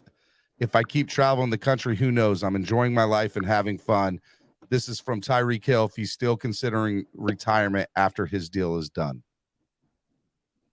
I think if he wins a Super Bowl with the Dolphins, I think he'll retire after his deal. I would if I was him. He's accomplished everything on his bucket list. I think he just wants to win a Super Bowl here, and I think he'll be fine. And I'll be fine. I'm all about it. I'm not putting too much stock into the 2,000 yards. You know, if you say Super Bowl for me, that's all I need to hear. All right, man. Anything else do you guys want to talk about, or do you guys want to wrap up the show? That tattoo is like you said, Stephen, a significant cultural significance because all the Samoans have that very same tattoo. The Rock, Roman Reigns. It's not the same, but it's everyone is different, and they all have different meanings and stuff behind it. But yes, it is a dope tattoo. Here's a little side note. So David Long, right? I found this out today that he's been in the league for 5 years, right? Okay. And he's only given up 1 touchdown his entire career. David Long? Yes, in pass coverage. I didn't know that. That's interesting. Yes. Yeah, but how many games did he miss? Well, he's been in the league for 5 years, Cap. So you think about 1 touchdown in 5 years, giving up in pass coverage? Yeah, but you have to put into account if he played a full season those 5 years each. All right. Hey, do you guys want to hear NFL free agents still available? You guys want to hear some of these names? Yeah, what you got? All right. Dalvin Cook, Julio Jones, Melvin Ingram, Carson Wentz, Jarvis Landry, Taylor Lewan, Will Compton, DJ Fluker, Ezekiel Elliott, Matt Ryan, Eric Ebron, Eli Apple, Kareem Hunt, Quan Alexander, Kenny Galladay, Leonard Fournette, Casey Hayward, Ndamukong Suh, Jadeveon Clowney, Carlos Dunlap, Mercedes Lewis, George Font, Kyle Van Noy, Ben Jones, Robert Quinn, Zach Cunningham, Dalton Risner, Shelby Harris, T.Y. Hilton, Jalen Smith, Justin Pugh, Cameron Brate, Kenyon Drake, Miles Jack, Akeem Nicks, Anthony Barr, Justin Houston, Robbie Gold, Max Williams, Darrell Henderson, Byron Jones, Eric Fisher, Teddy Bridgewater, N'Keal Harry. Byron Jones is still in the league? Yep. Yeah, of course he's still in the league. I thought he wanted to retire. You could put together a decent roster with these names. Yeah, you can. Yeah, there's a lot of good names on there. There's a lot of good names, definitely. You know, I mean, Eli Apple. I can't believe Eli Apple's available. Still up there, yep. The interesting one, though, out of all of them, is Melvin Ingram to me. Melvin Ingram, yeah. Melvin Ingram was so good for us last year. I just don't think he fits this scheme, which is why he's not here, and I'm okay with that. But I can't believe he's not on any other team because he should be. No, I think the Dolphins are going to bring him back. I think they might bring him back. He would already be here if they were going to do that. Well, didn't they pick him up like right before preseason game last year? Yeah, well, that's because he got released by somebody else, I think. Right? I could be wrong. Let me ask you this, Stephen, before you head out, because we're talking about David Long earlier. Like, since the relationship has been there with Tennessee and Miami, knowing Chris Greer tried to get alignment from them last season, there's a relationship with Tennessee, is what I'm saying. The same concept you have with Sue signing in during the trade deadline if we need to have mercenaries come in. Let's say the Cook thing doesn't work out and Tennessee starts tanking. Are you in favor of trying to make a move for Derrick Henry midseason if we don't have a running back by committee situation? Look, here's where I'm at with the running back situation. And I think most of these people kind of hit the nail on the head today, El Capitan and stuff. Most of all of these alleged trade deals or signings happen pre-draft. And since the draft, we can say that there's been stuff, but it sounds like all of this stuff is just stuff that happened all pre-draft, right? So I think that the Dolphins are very excited to see what Devon Achane says. Now, to your question, let's say they get into week 7, week 8. It's not working out well. Of course, I see that. I've even said that DeAndre Hopkins only signed a 2-year deal with Tennessee. I don't see Tennessee being that good. Let them be losing 6 or 7 games come the trade deadline. If they've lost 6 or 7 games, D-Hop is a great piece to trade away and gets a significant something in return.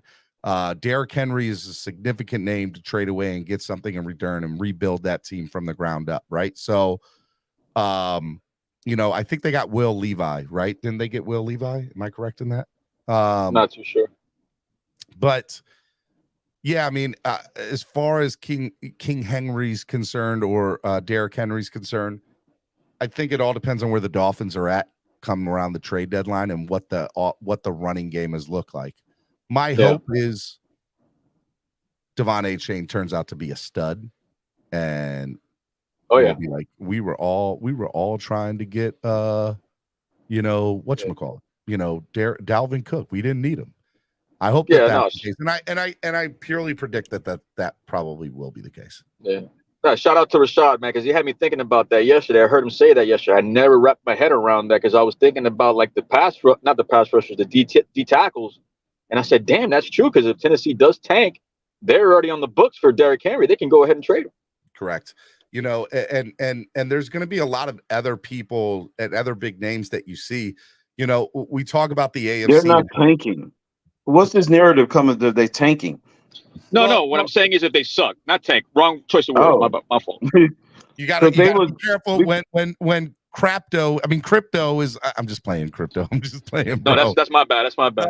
When crypto's on the line, you got to be careful with your choice of words. Everything's semantics with him. Okay. Yeah, I know. I'm sorry. Okay. It's not semantics. I love. I'm just saying Tennessee is. They were in first place before all their players got hurt. They were. Yeah, they're trying to run it back. I like them, but if the Jaguars end up wrapping it up, I'll say this: I think they've made a lot of mistakes in Tennessee, just from the outside looking in. I don't think they ever should have got rid of AJ Brown. I just don't like a lot of the moves that they've made. I think, they dealt with Tannehill almost the same way we did. He's good enough to be starting, but he's not ever going to win you anything, and he can never put you over that hump. And so, Vrabel got too cute with AJ Brown trading, and so they tried to do it. But if the Titans are losing big at that time, do not be surprised if D-Hop gets moved and Derek gets moved. But a lot of people think they're going to be good. I think we're going to pick off what they I'm indifferent on them. But as far as what I wanted to say, though, as far as the AFC is concerned, Cap, everybody's talking about how deep the AFC East is and the AFC West is, the AFC North is. But the reality of the situation is there's always going to be a team that we think is going to be great that sucks. And there's always a team that is going to be that we think is going to suck that turn it around. Holy cow, right? So that's why I say, man, every year it's always going to be 3 new teams in the playoffs. Correct. And so I look at that and I say to myself, all right, what are the weak teams in the NFL right now? I mean, Houston and Carolina has been the brand new team. I think the AFC South is weak. I think the NFC North is weak. I think there's some good teams in those divisions. Don't get it twisted, but I just overall, NFC West is okay, I guess. Geno Smith and the Seattle Seahawks, that they're really sprung on him. Like they think he's going to be really good again. So I don't know, but there's going to be 5 or 6 or 7 teams that we just know are out of it and are not going to make it come trade deadline. And the question is, are those teams willing to part with big assets? And the reality of the situation is there's 4 really great quarterbacks in next year's draft. And if your team does not have a quarterback or does not have a quarterback for the future, you need to be doing anything you can to separate yourself to try to get one of those 4 great quarterbacks in the draft next year. You have to. 100%. I think all 4 quarterbacks in next year's draft are better than any of the quarterbacks taken this year. The top 4 next year are better than any of the quarterbacks. What, next year? Yeah, 100%. Well, yeah. Think the next year's class is that deep as this year's? Top college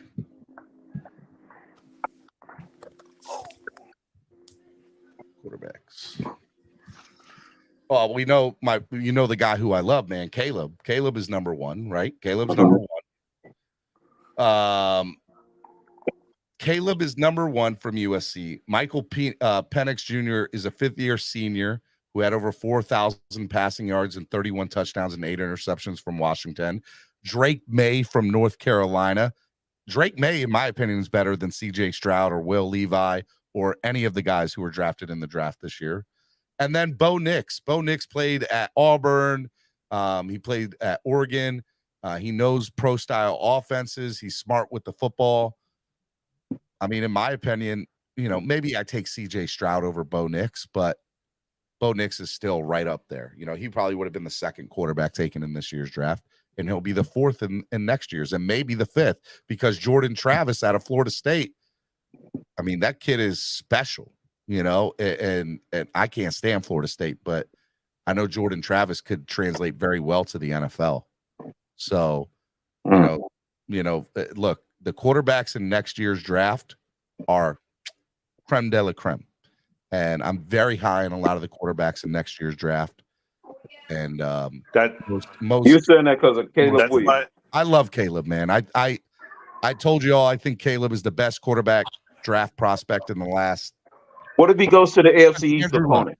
How are you going to feel if he goes to somebody in the AFC East? I'll be pissed. I'll be so pissed. And I'm scared. I'm nervous as hell that he's going to go to New England. I'm nervous as hell that he's going to go to the Patriots. I don't think New England will get a top 5 pick, even if they're not. You know what? You say what you want, but that team knows how to, Belichick knows his job is on the line. Belichick knows his job is on the line. So if they land a top 5 pick, then he's fired. I'll have to see. Mark, what's up, man? Hey, I didn't have a chance to listen to the bulk of your show. I had a bunch of business calls going on, but I just kind of checking in on things. I did listen to the coach's press conference today, and I compared his press conference to Sean McDermott's press conference. And the one thing that I think is equal in both places is both reporters ask a lot of stupid questions. That's par for the course. I mean, look. Yeah, I think so. Exactly what I said, Mark. I said. I even said it during the thing. I was like, man, there's some pretty stupid questions that people are wondering why his press conferences are boring. And look, I understand how he talks, and I get it, and I like it personally. I would love to have a conversation with the man, but but think about it, Steven. Coaches speak, coach speaks, so they're never gonna. I mean, the only thing that's worse than a coaching interview is a player interview. They're just painful to listen to. Well, it depends on who's doing. I think, Mark, interviewing is a lost translation, or is a lost translation the right thing to say? A lost communication, whatever. It's not. People don't. There's a million people that have podcasts now, right? Million YouTubers, million people that have podcasts. It's not just your news channels and your sports channels that are just interviewing people, right? And by the way, those sports interviews back in the day were, how did the game go? How did you how was the defense there and you playing against the pass rush, right? It depends on where you go. Like, I love podcasts. Some of my favorite podcasts are, non-sports related. Like, I love Andrew Schultz. I love Bad Friends, JRE, Joe Rogan. I think if you get a player or a coach comfortable and they let their guard down a little bit, you can have a great interview. I just harkened back. I just harkened back to the movie with Tim Dobbins and Kevin Costner, about him going over his interviews and interviewing Tim Dobbins. I just want to do the best I can to help the ball club. Yes. I mean, that you hit the nail on the head there, right? So, but I will say that the best that it wasn't until Daniel Oyefusi asked a great question that the question. Oh, seriously, you're spot on that. Yeah, there was. I mean, there was nothing going on. Conference. I'm actually going to text them later and be like, "Hey, just so you know, we listened to the press conference live on my show, and we were really upset with the beat reporters asking stupid questions, and we were waiting for you to ask yours, and you saved the press conference." That's what I'm going to text them and tell them. You want to laugh? Jump on to like Sean McDermott's podcast this morning, or Sean McDermott's interview this morning, and you'll laugh your butt off at some of the ridiculous questions the Buffalo media was asking him. So I feel like in those there's times to have those stupid questions, but I mean, the first press conference of the year, I want to know, what is your thought? Like, and I understand there's certain things that you can't really get a good answer on, so maybe you don't ask those questions, but there's ways to ask it and ways to get answer that you'll get a little something out of it, right? You can't. Well, do you remember this goes back to like, I think 1987, but the first Super Bowl press days that they're there, and somebody asked Doug Williams, "How long have you been a black quarterback?" Did they really ask that? Are you serious? They really asked that. They really asked that question. Is that? Yeah. How long have you been a black quarterback? What? I want to know if that's on YouTube. Crazy. Doug Williams. Are you a black? How long have you been a black quarterback? Hey, I mean, he's looking at this reporter like, "Are you out of your mind?" Hey, Steven, how long have you been a white Yeah, blocker? it has it right there. The Right. dumbest question in media day history came prior to that Super Bowl. You probably heard the story. Immediate, as they're saying. Asked Redskins quarterback Doug Williams, "How long have you been a black quarterback?" So stupid. Hey, Guys, hold on 1 second. Talk. I'll be Hey, right Steven, I want to ask you a question. How long have you been a white podcaster? Right. like really? Ah. Oh my God, that's the most ridiculous like media question I've ever heard. Like, are you out your mind? I hope the guy got fired for asking that question. Well, the thing is, Alex, that what's sad and strange about it is at that point in time, blacks were still considered to not have the sufficient intellectual capability to be a quarterback in the NFL, which of course is complete nonsense, and it always has been nonsense. But I can understand the question in the context of the times. It's like Jimmy the Greek going out and saying, "Well, it's still an ignorant, stupid question, and it's just stupid. Not self-aware at all. Yeah, there's no look. I'm sorry. I don't take the 20, 30 years ago or 50 years ago, whatever, as an excuse to ask stupid shit or do stupid shit. You do stupid shit, you're gonna get stupid answers. What is it, crypto? Fuck around and find out. You fuck around this much, you'll find out this much. I think that rule still even applies to 50 years ago. Well, what makes it even better? What makes it even better, Stephen, is the fact that Doug Williams threw 5 touchdown passes in a 42-10 beatdown of Denver, which makes it even more funnier in context. Doug Williams was 5 so underrated touchdowns. as a quarterback. So underrated as a quarterback. Yeah.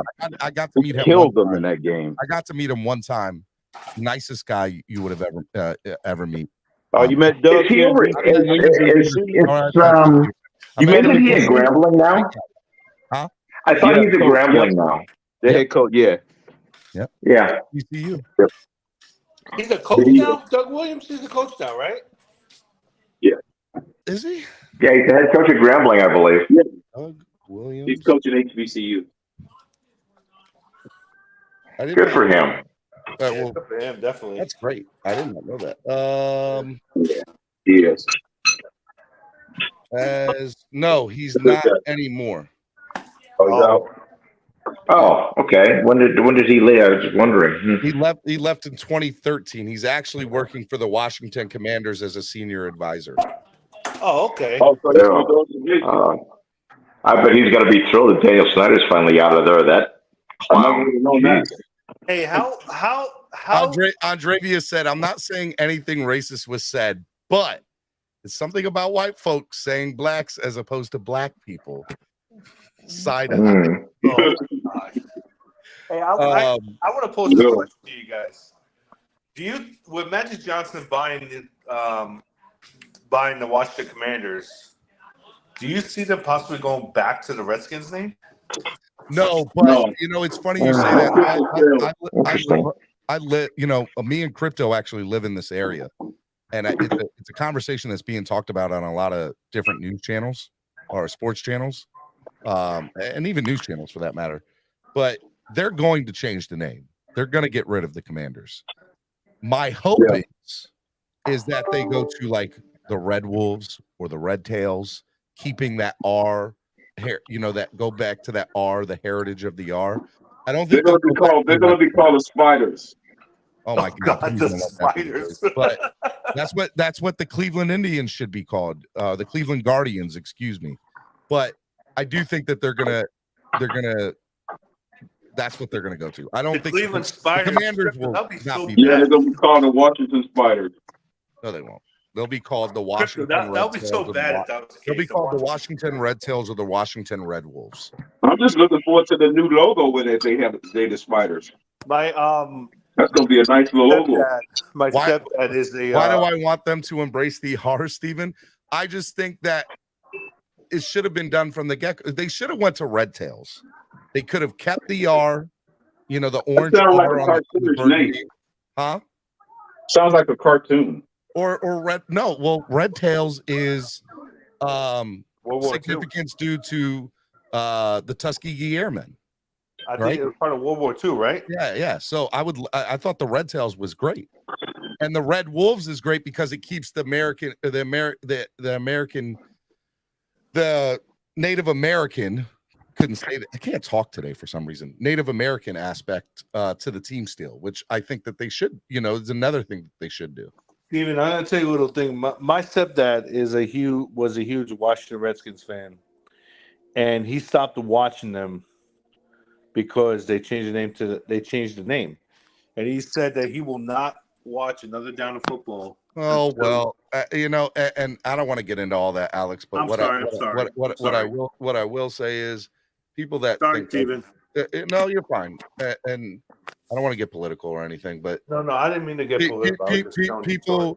People who say that, I laugh. I think I'm not trying to be ignorant or upset or disrespectful to your family member, but they're stupid. I'm sorry. That's just stupid. I called them.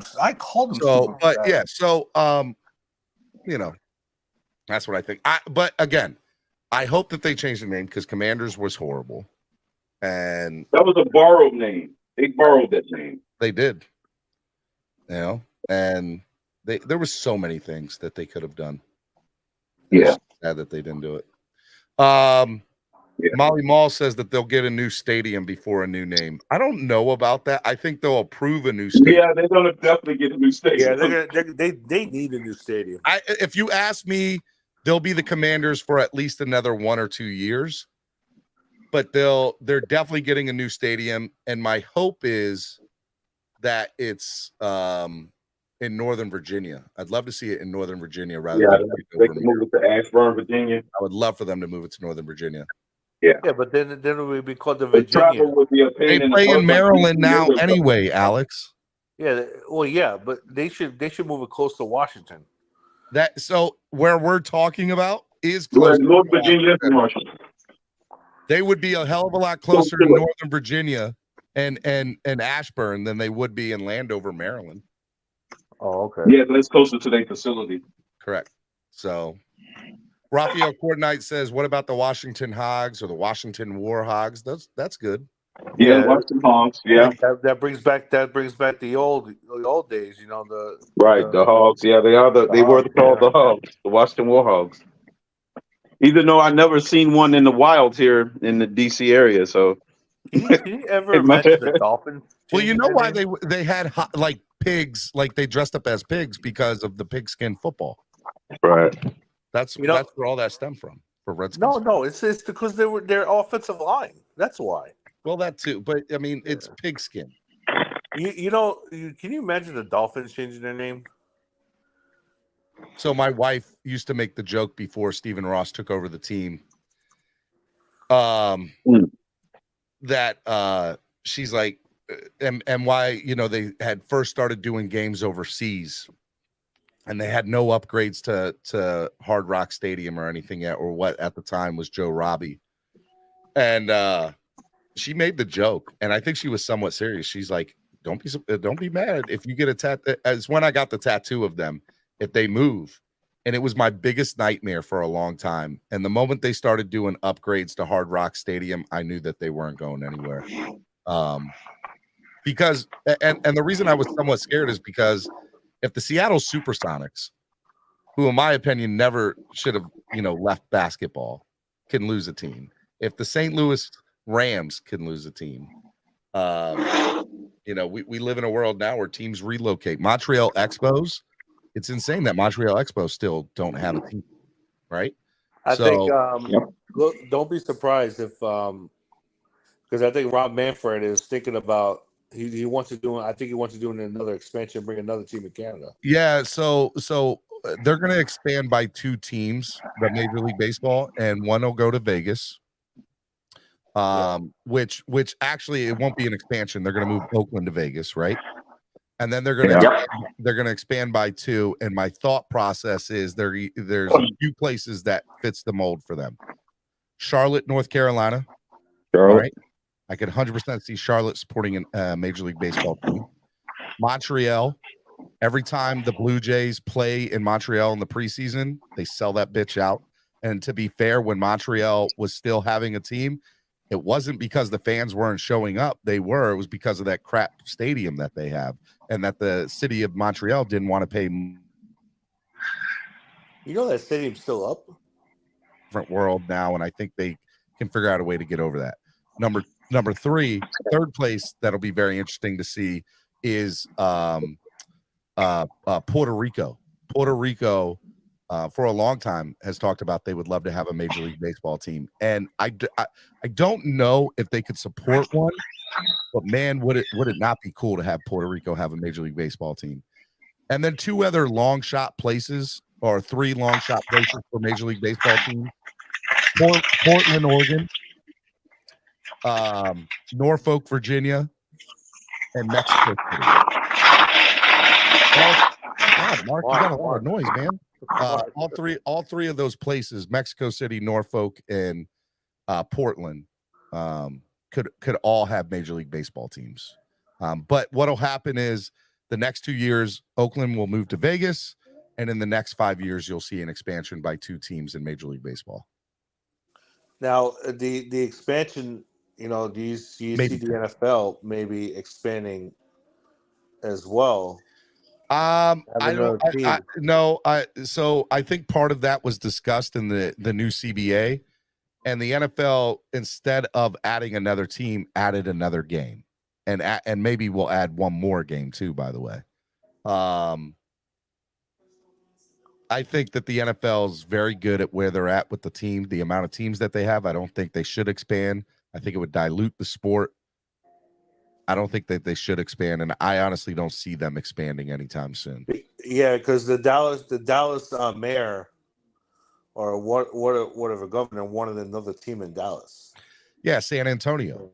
San Antonio supported. No, not San Antonio, Dallas. They wanted another team in Dallas. Well, that's stupid if they do that. But and Jerry Jones will never allow that. Let's just be honest. But I will say this. When it comes to expansions, Major League Baseball is going to expand. Yeah. And NBA will expand in the next 5 to 7 years. NHL too. NHL, yes. I mean, but they just did. They went through it with Vegas and Seattle. I think they're at 30 now with that. They're going to add. They want to add 2 more. Gary Bettman already said that he wants. Well, if that's the case, I mean, the places that you could see expanding to are Quebec getting a team again. Portland. Seattle just got a team. I don't know if they would be very happy if all of a sudden 6 years, 7 years later, Portland got a team. One place that I think would be that nobody wants to talk about is Hartford, Connecticut. And I know that sounds weird, but Hartford, Connecticut for years had the Whales. Yeah, the Whales. And they supported their NHL team. And Connecticut doesn't really have any professional teams. And then Atlanta could be another one too. So Atlanta had the Jets. If I'm correct, is that what they were? Thrashers. The Thrashers then became the Jets, and then they became the Winnipeg Jets. Yes. The NHL's already done the experiment in Atlanta. There's no way that they do that again. Well, the thing is that with the reason why it fell through the first time with Atlanta is because of politics. That was the main thing. Well, So they look, they didn't show up to Thrashers games, and they did not. Yeah, they were support bad. that team. Well, that's true, but Vegas, Seattle, LA. Well, LA is probably not a good example, but most of these expansion teams are teams that relocated. Their new fan bases embrace them automatically, whether they're good or bad. There were And they years end up being good. Yeah, there were years saying that the Panthers were in danger of losing Florida. Vancouver and Montreal are other places the NBA is looking at. Yes. Vancouver had the Grizzlies there for years, and then they moved to Memphis. But Vancouver is a great city. I've never been personally, but everybody I've ever talked to that's been to Vancouver says it's an amazing city. And they 100% could support an NBA team again. And honestly, they did support the Grizzlies, Yeah, no question they did. Yeah. And those old Vancouver Grizzlies stuff was fire. All right, guys, I actually got to go. I got to talk to a real estate agent, actually. So I got a lot of stuff to do. I love you guys. You guys are the best. Get out of here, Alex, Crypto, and Mark. I appreciate you guys coming on today. I know I'm abandoning you guys a little quickly, but I will see you guys tomorrow for Thursday. Thursday is going to be a lot of fun. I got Cameron coming on. I got baseball talk in the morning with the other Cameron. Both Camerons will be here tomorrow. Cameron 954, my man Cameron K, to talk Major League Baseball, talk Miami Marlins. We'll talk about the trade deadline. We'll get into all the stuff with Major League Baseball. And then I want to say we're going to be talking more about training camp. And then Friday's Jason Sarney. And I got also Alex Dono coming on Friday, too, to talk Dolphins and Miami Hurricanes and hang out with us on Friday for a little bit. All right. So enjoy the show. If you guys liked the show today, it wasn't too much of a Wildin' Out Wednesday, but I enjoyed hanging out with y'all. You guys are the best. And I will talk to you tomorrow on Throwback Thursday. We'll see you tomorrow. Peace. Bad vibes get sent out. Only fans up in this house. We've been waiting, yeah, we've been patient. Now it's time to cash out, no discount. Super Bowl, yeah, we in route. I don't know when, but it's close. I don't want to overhype.